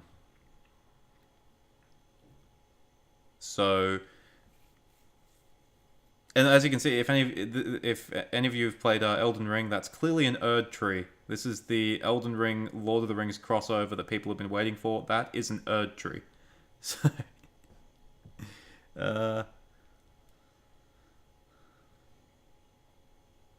Terra people living in the same region as Gondorians, so they need to be in different colors. Yeah, they're just across the freaking border. They're literally right next door to Gondor. And keep in mind that not everyone in Harad is necessarily dark-skinned. Because we know people have passed through Harad before, like the House of Halef. They passed south of Mordor originally. And presumably they would have left people behind. So, that is, that's definitely a thing. If Lord of the Rings was written by Star Wars writers, somehow Morgoth returned. Well, it'd be pretty funny if it'd be so messed up, but it'd also be hilarious if that just got dropped in the show. Just somehow Sauron returned. Okay. Gloricus says, off topic, but have you played the Third Age mod for Medieval 2 Total War? I have. I've played plenty of Third Age in the past. I was part of the original Divide and Conquer dev team. I think I've mentioned this in other streams. If you play Third Age Total War, if you read the Orcs of Gundabad faction description, that was written by me. It's terrible because I think I was 15 at the time when I wrote it, but that was written by me. So that's a fun fact. Tirharad, South Gorgoroth Plateau, prime real estate. Yeah, nothing bad's going to happen here. Nothing bad at all. Look at it. It looks so nice in the pictures. Nothing bad's going to happen. Tirharad lies in future Mordor. At the end of the show, Mount Doom is going to destroy it. Good chance. Ladriel is going to... Reality Filter is really obsessed with the whole Ladriel. I don't know if... I don't know where you live, Reality Filter, but Lads has a certain meaning where I live, and Ladriel is the last thing I'd want to see. I have. Seems like they fly now.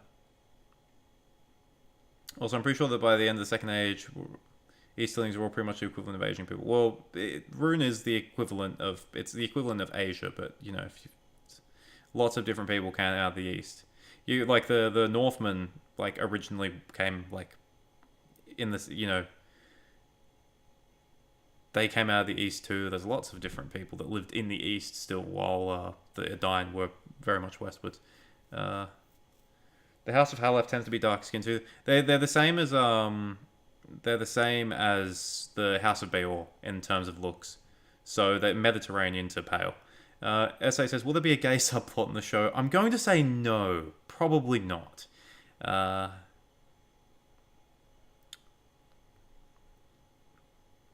The race of Middle-earth fictionalists don't try drawing parallels. The only exception are hobbits, which specifically are the English countrymen. Yeah.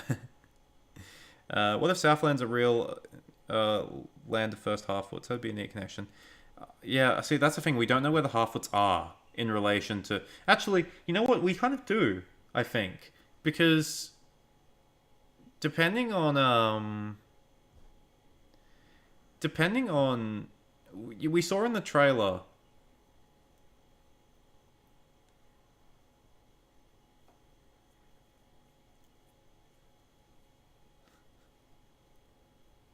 Yes, reality filter.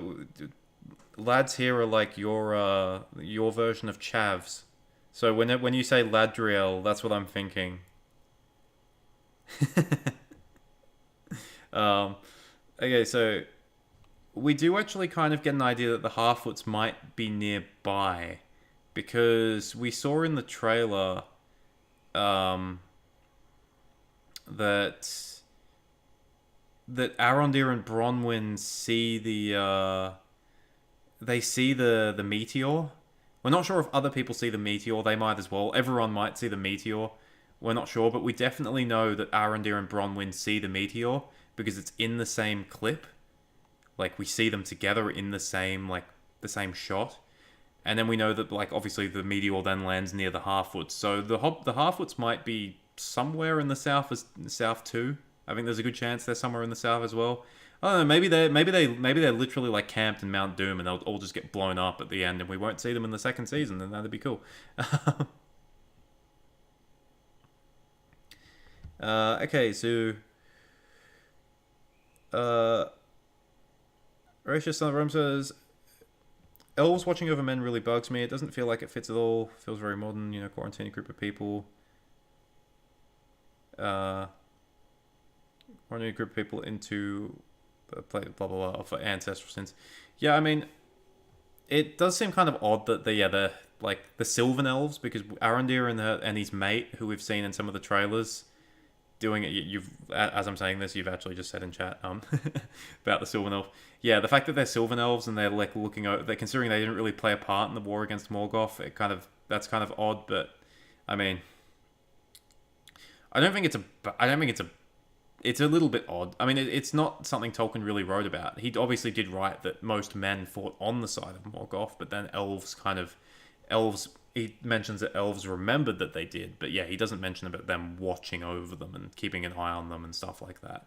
It's an interesting plot line, I think, at least.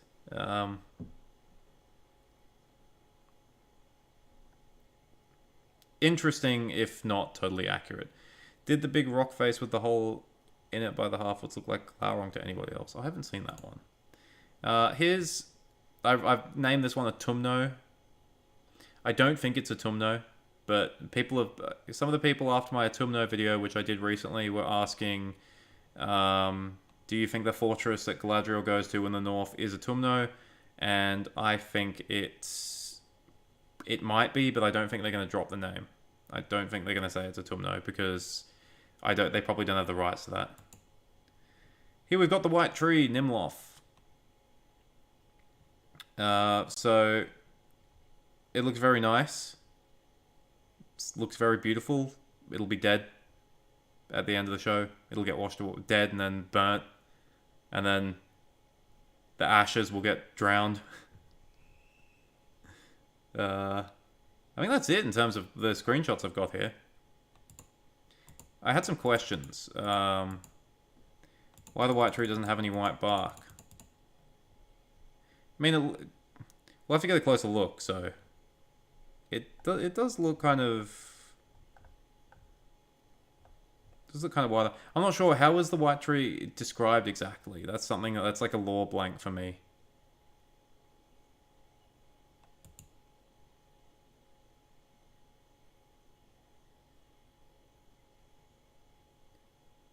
Okay, we'll go back to the questions here, because I got a couple of questions, so... Josh Thomas Moore says, idea shot from the hip, Meteor Man is Saruman and his rough landing is why he's often in a down mood as it gave him a bad headache. So... It's... So what?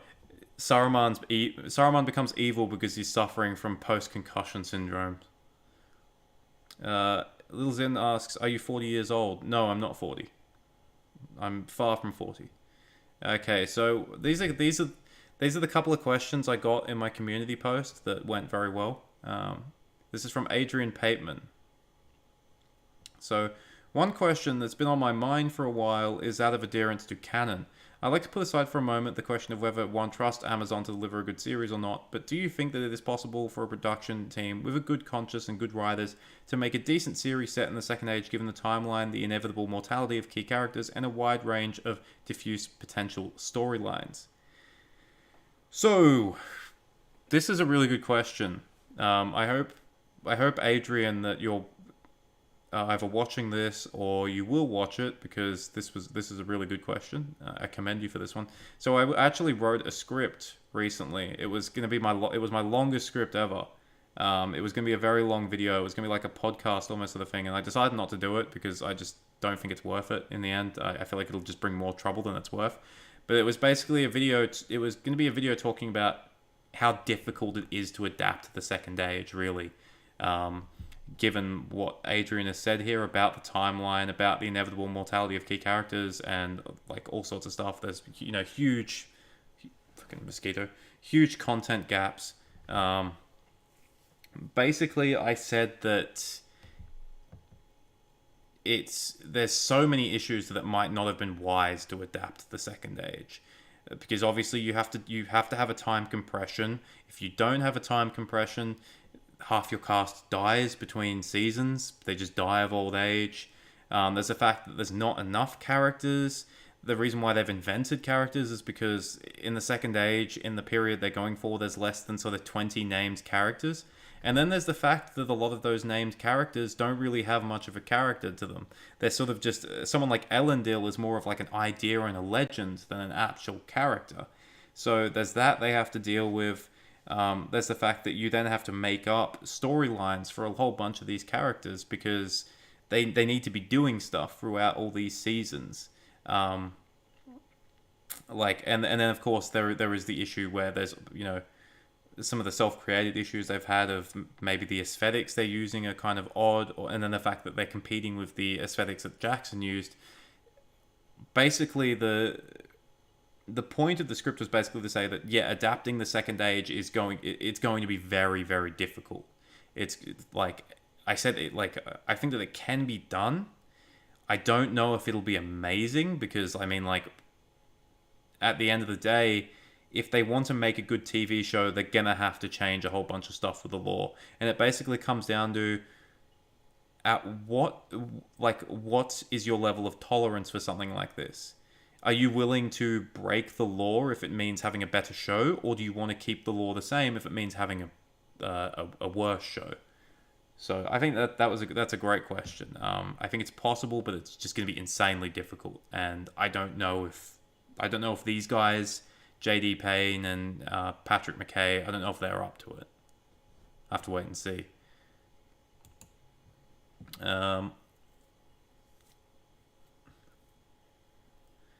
It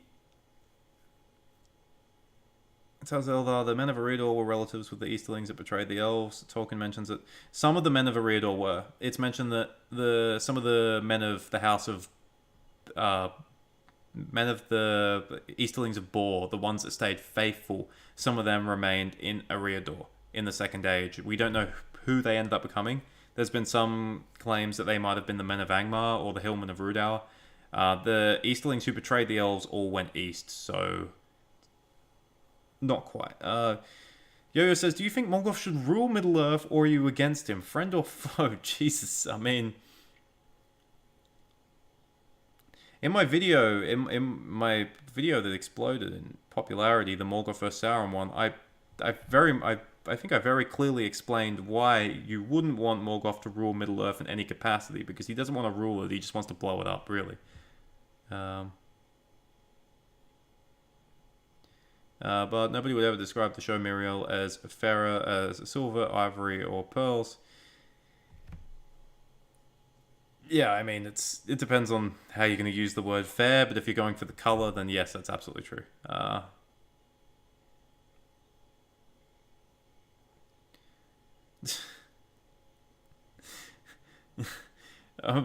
going to ignore that one.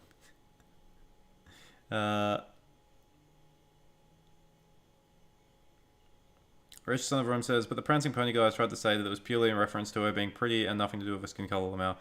I'm not so sure. I mean, the context of the quote, I mean, it can be taken in both ways. It's just what you believe Tolkien meant by it. I think in some ways it's hard because in some instances Tolkien does use the word fair interchangeably with good, but then in other instances he does clearly use it interchangeably with like white or light or pale. So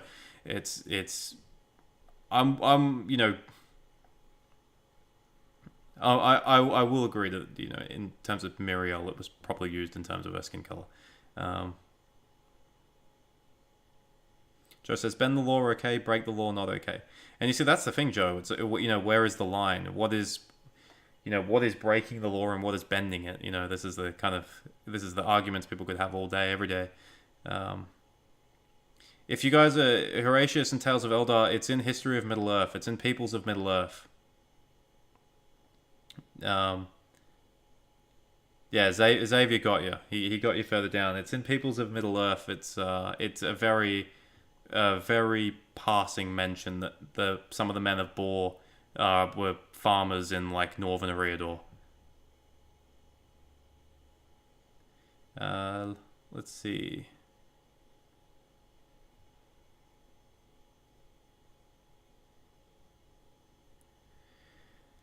Christopher Rowland says, Tolkien Untangled has done a great version of what Amazon should have done. It was amazing. He should have been hired for the writing.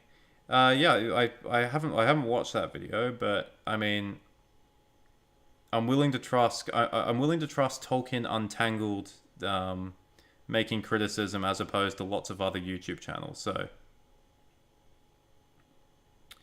we need a papal authority for Tolkien. Bard, that wouldn't work. Someone would just set up like an anti-pope. Okay, so let's go to the next question. James Mottram says... James Mottram, who was one of my esteemed patrons, says, Celeborn, tell me where is me? Which is the classic... It's the new joke. Where... tell me where is Celeborn, for I much desire to speak with me. Yes, so Celeborn hasn't been cast. He's almost certainly not going to be in season 1. So what do we know about Celeborn? Well, from some of the leaks and stuff, from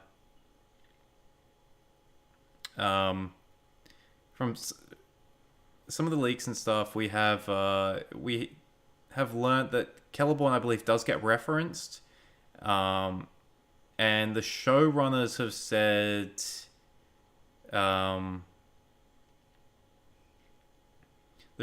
said, that they have plans for Celeborn. So I think what I think is going to happen is we have confirmation that characters like Círdan, he's going to appear in season 2. We have confirmation that Anarion is going to be in the show. We have direct confirmation that those two characters are going to be in the show, for example. I think what they've done with Celeborn is that we're going to see him in like season 2 or 3, but they've just held off on him because this is part of making an adaptation, is in the sense that you don't want to introduce all of your characters in the first season, because 1, it becomes overwhelming, and then 2, it reduces hype for further seasons. So obviously someone like Celeborn showing up in season 2, where there'll be hype around that. So I think Celeborn is off screen at the moment, but he definitely will be in the show. I think they're withholding him because they want to do this whole Galadriel storyline where Celeborn isn't just running around as a trophy husband with her. I think they want to avoid introducing too many characters at once, and I think they want to basically make sure that there's hype around another season where, like, oh, this person has been cast as this, oh, that's big news or whatever. So I think that's, like, Celeborn, there was rumors going around that Celeborn is dead, but I would look at the source of that rumor, and I would ask yourself whether that person is trustworthy or not. So Celeborn, I believe he will be. You know what's funny? I will say this. I will say this about Celeborn, because this is hilarious, right? Before this show, no one gave a shit about Celeborn, right? No one really gave a shit about Celeborn. Tolkien gave a shit about Celeborn because he kept rewriting different versions of him. He apparently didn't like all the versions that he wrote. He decided to name him Teleporno, for fuck's sakes. But, like, Celeborn was, like, so unimportant. No one really gave a shit about him. And then, like, all of a sudden this show gets announced, and, like, all of a sudden everyone cares about Celeborn. It's like, what? It's like, where did all these Celeborn fans come from? Like, okay, so let's look.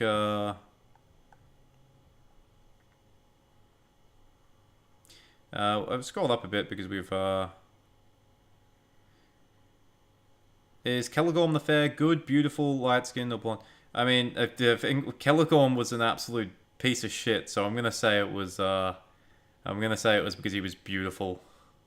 I don't know if he was. I don't think he's. Don't think he was blonde. He might have had lighter color hair, but there's no way he should be blonde.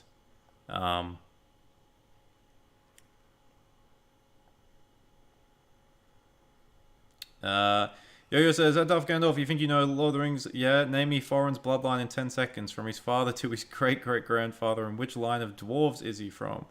Well, he's from Durin's folk. He's of the Longbeard dwarves. His father was Thrain. His father was Thror, and his father was. Oh, it was Dane the First, wasn't it? I think it was Dane the First.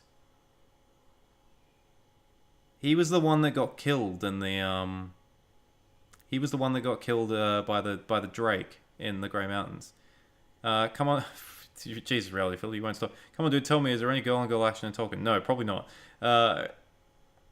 Room Services says they became separated. He got custody over Celebrian. Yeah, maybe. It's like, Galadriel cannot be a good mother because she's always running around trying to hunt Sauron.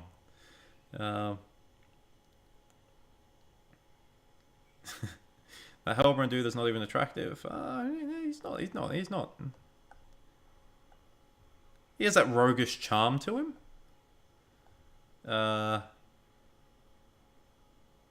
Will Ladriel join the Night's Watch after she climbs the ice wall? No, unfortunately. If you guys are familiar with A Song of Ice and Fire lore, there's a good reason why women don't join the Night's Watch. I showed the trailer to my sister and she said, oh, go, and Hellbrand showed up. There we go. See? Okay,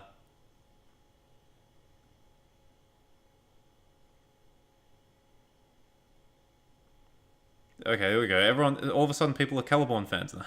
No, I'm not gonna insinuate that you people aren't true Celeborn fans. I'm not gonna insinuate that. That's fine.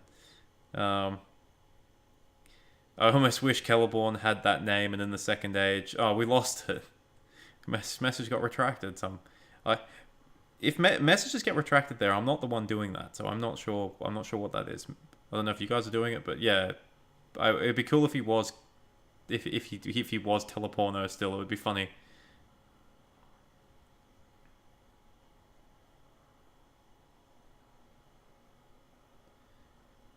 Muriel having silver hair, was that something that was introduced in Nature of Middle-earth? I don't remember. Celeborn will get it, but they're going to change it so she meets him later. Not that they were already together since First Age. Yeah, I mean that's to be expected. But I hope Celeborn is kind of like a maybe they're going with like the whole maybe they're going with the whole Celeborn's a Nandor thing. That's a possibility because that was what Tolkien originally wrote. He wrote that Celeborn was a Nandor, an elf, and that so I mean they might do that. It's a very old version. It is the version that appears in Lord of the Rings still, but well, sort of appears in Lord of the Rings when they get met in like when they meet them in Lothlorien. Celeborn is a Nandoran elf. I don't know if it gets changed later on. Uh,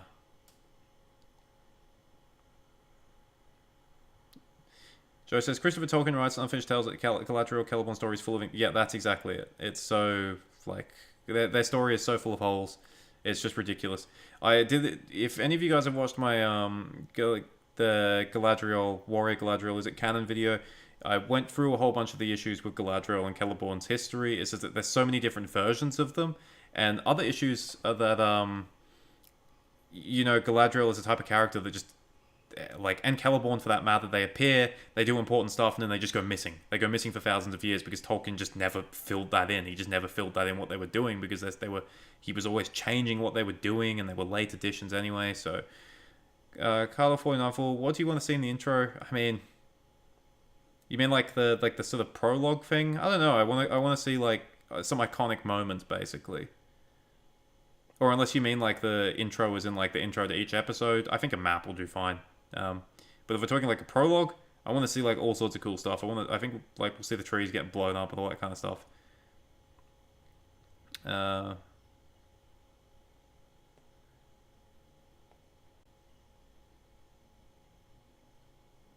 not a Celeborn fan, but speaking about Kelly, wouldn't it have been awesome if Tolkien pulled the early plan when Baron got the help with Celegorm, not Finrod?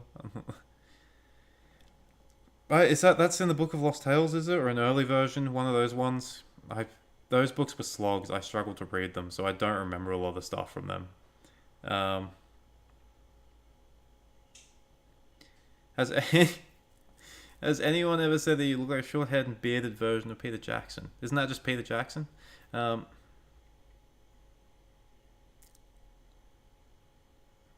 Peter Jackson had longer hair. I'm not as big as Peter Jackson. That's for certain. I really want Tolkien to a little bit consistent. It's very important to me.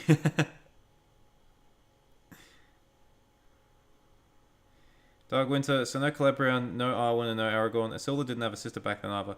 No, as far as we know, Isildur didn't have a sister. But I think the reason why we've like, I don't mind them creating a sister for Isildur because I was worried at first that she would take Anarion's role, but Anarion has been confirmed. So she's not going to take Anarion's role. I don't mind Isildur having a sister because if you go through like the records of the Gondorian kings and like the Numenorian kings and stuff, it's just like women like either just like rarely got mentioned or if they like did it was just like, oh, and they had a sister or whatever and they never get named and stuff. It's just a thing like in Tolkien's like family trees. He had a habit of not naming like the women or the sisters, so I don't really mind that. It depends what she's going to do, like I said. Intro must show the shape of the world. Is it round or is it flat?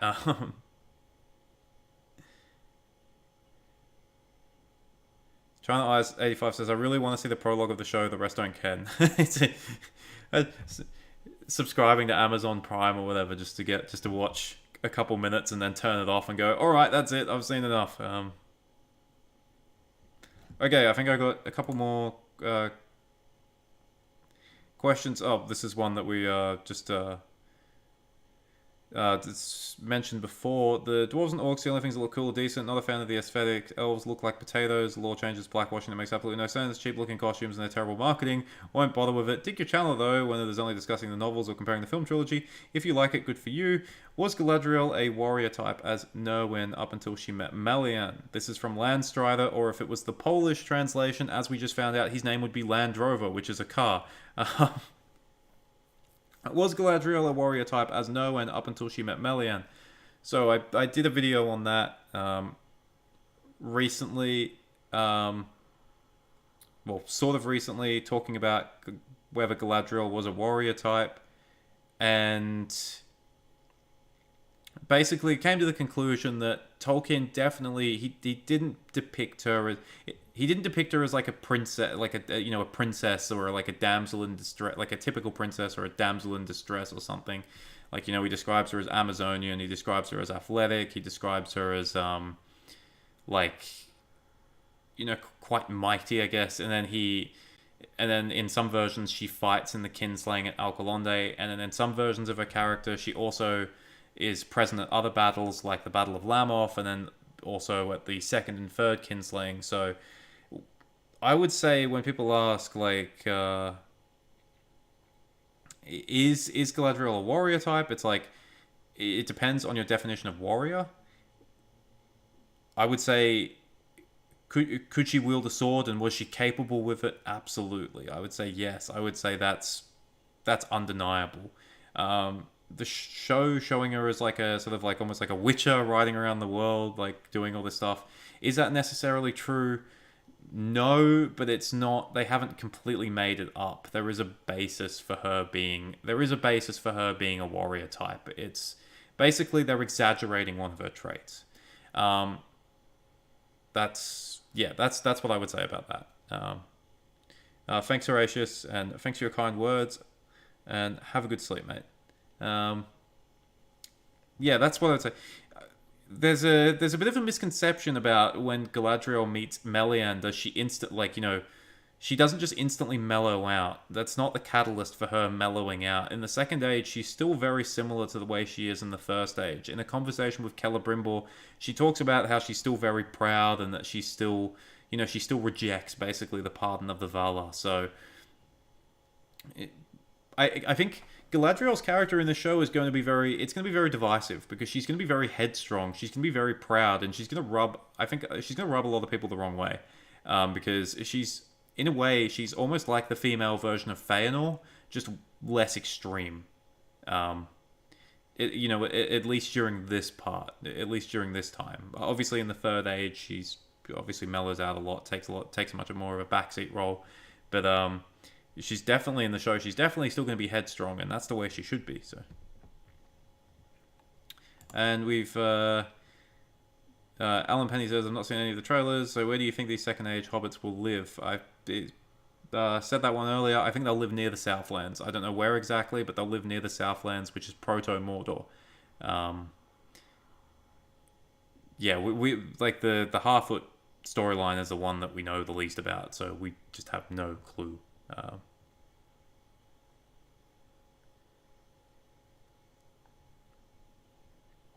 Okay, let's read some of the chat. That was it for in terms of the pictures I had. I think we've discussed a decent amount of stuff. The soundtrack dropped. We'll leave us. We'll have a good picture here. We'll have this picture here while I continue to talk. The soundtrack dropped yesterday. I've listened to some of the songs. I think the main theme, which was done by Howard Shaw, was kind of. I thought it was kind of average, but some of the songs have been really good. I haven't listened to all of them, but I really enjoyed the Sauron one. I really enjoyed the Khazad Dûm one. If you guys haven't listened to the soundtrack, it just dropped yesterday, I believe. So go ahead and listen to that. You can find out if you'll like the music in the show, because obviously the fantastic music was one of the best parts of Peter Jackson's film. So, what have we got in chat here? So.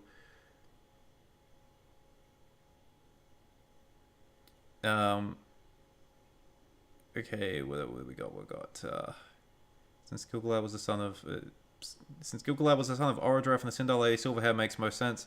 Yeah, in nature, Gil-galad gets described as having silver hair, I believe, but they obviously can't pull stuff from nature of Middle Earth, so they've just given him like the black, not the dark Noldor hair.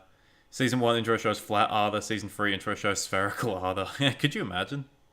I mean, Xavier says, I called the Isildur's sister a year ago. Probably she's going to be the brains of the family. Of course, men can't be competent. I wouldn't go that far. I think there's lots of people believe that she might not end up being so good. A lot of people believe that she she might end up on the darker side of things. She's an architect, and there are some certain buildings that get built in Numenor once a certain person arrives there. So she might play a part in that. Josh Thomas Moore says, "What's the three things you most want to see in this?" Well, the three things I most want to see. I want to see the Last Alliance stuff. I'm assuming the Last Alliance stuff will be the last season.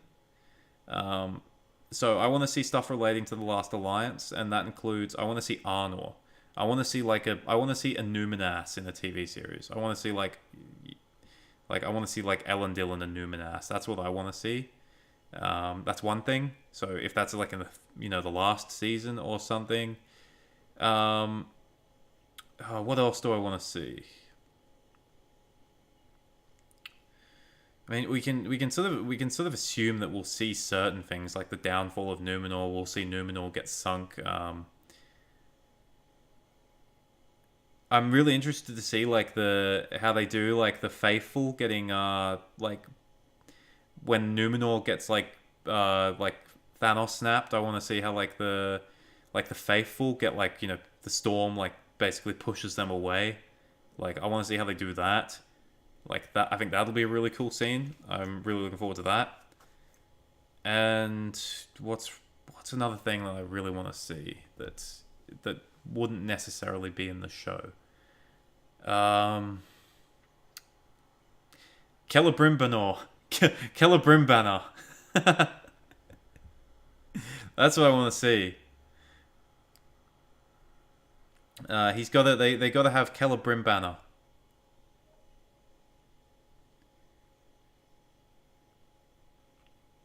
Alright, what else have we got in the chat?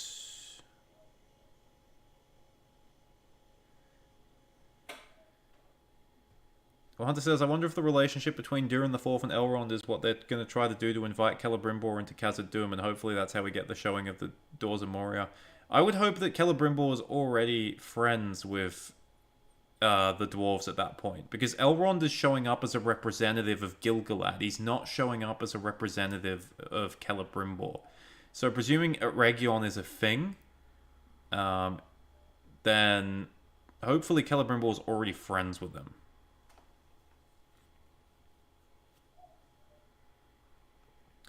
China Eyes 85 says, don't mind the warrior female character in the show, but didn't have to be her. To me, they did this to Galadriel because she's known in the mainstream audiences. I think China Eyes, I think the reason why they've done it is because they don't really have any other female characters that could fit that role. I mean, it's just that. I think it's just that simple. I mean, the only other option is inventing an entirely new character. Galadriel has some background that fits the whole warrior archetype.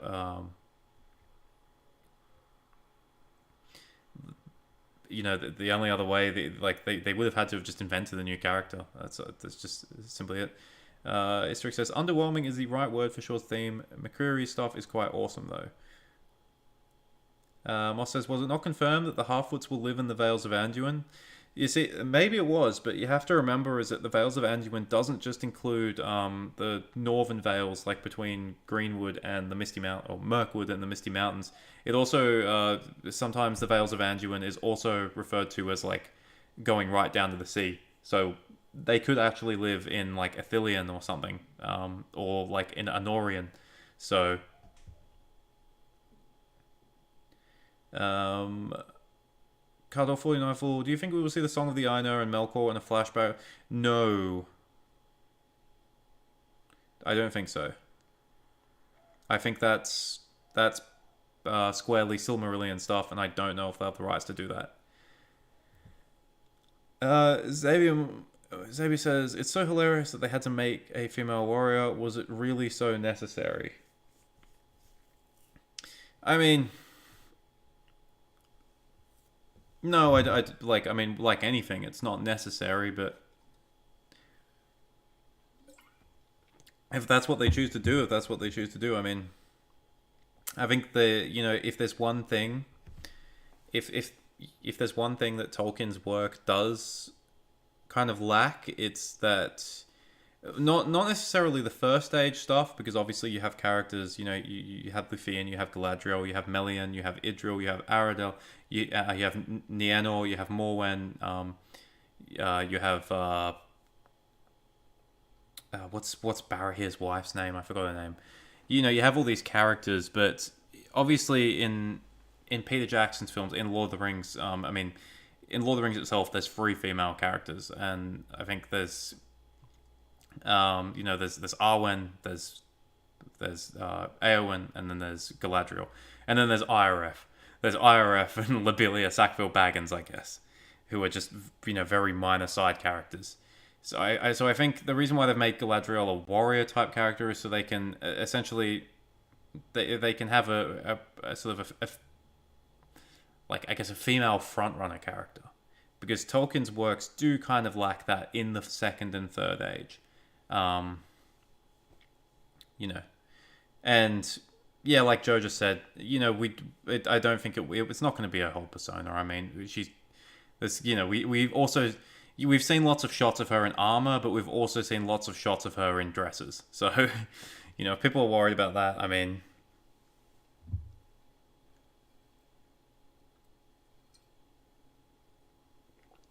the Hunter says, I might be wrong, but I think Celebrimbor was at Lindon in those shots, but I could be wrong. Hopefully Celebrimbor still gets...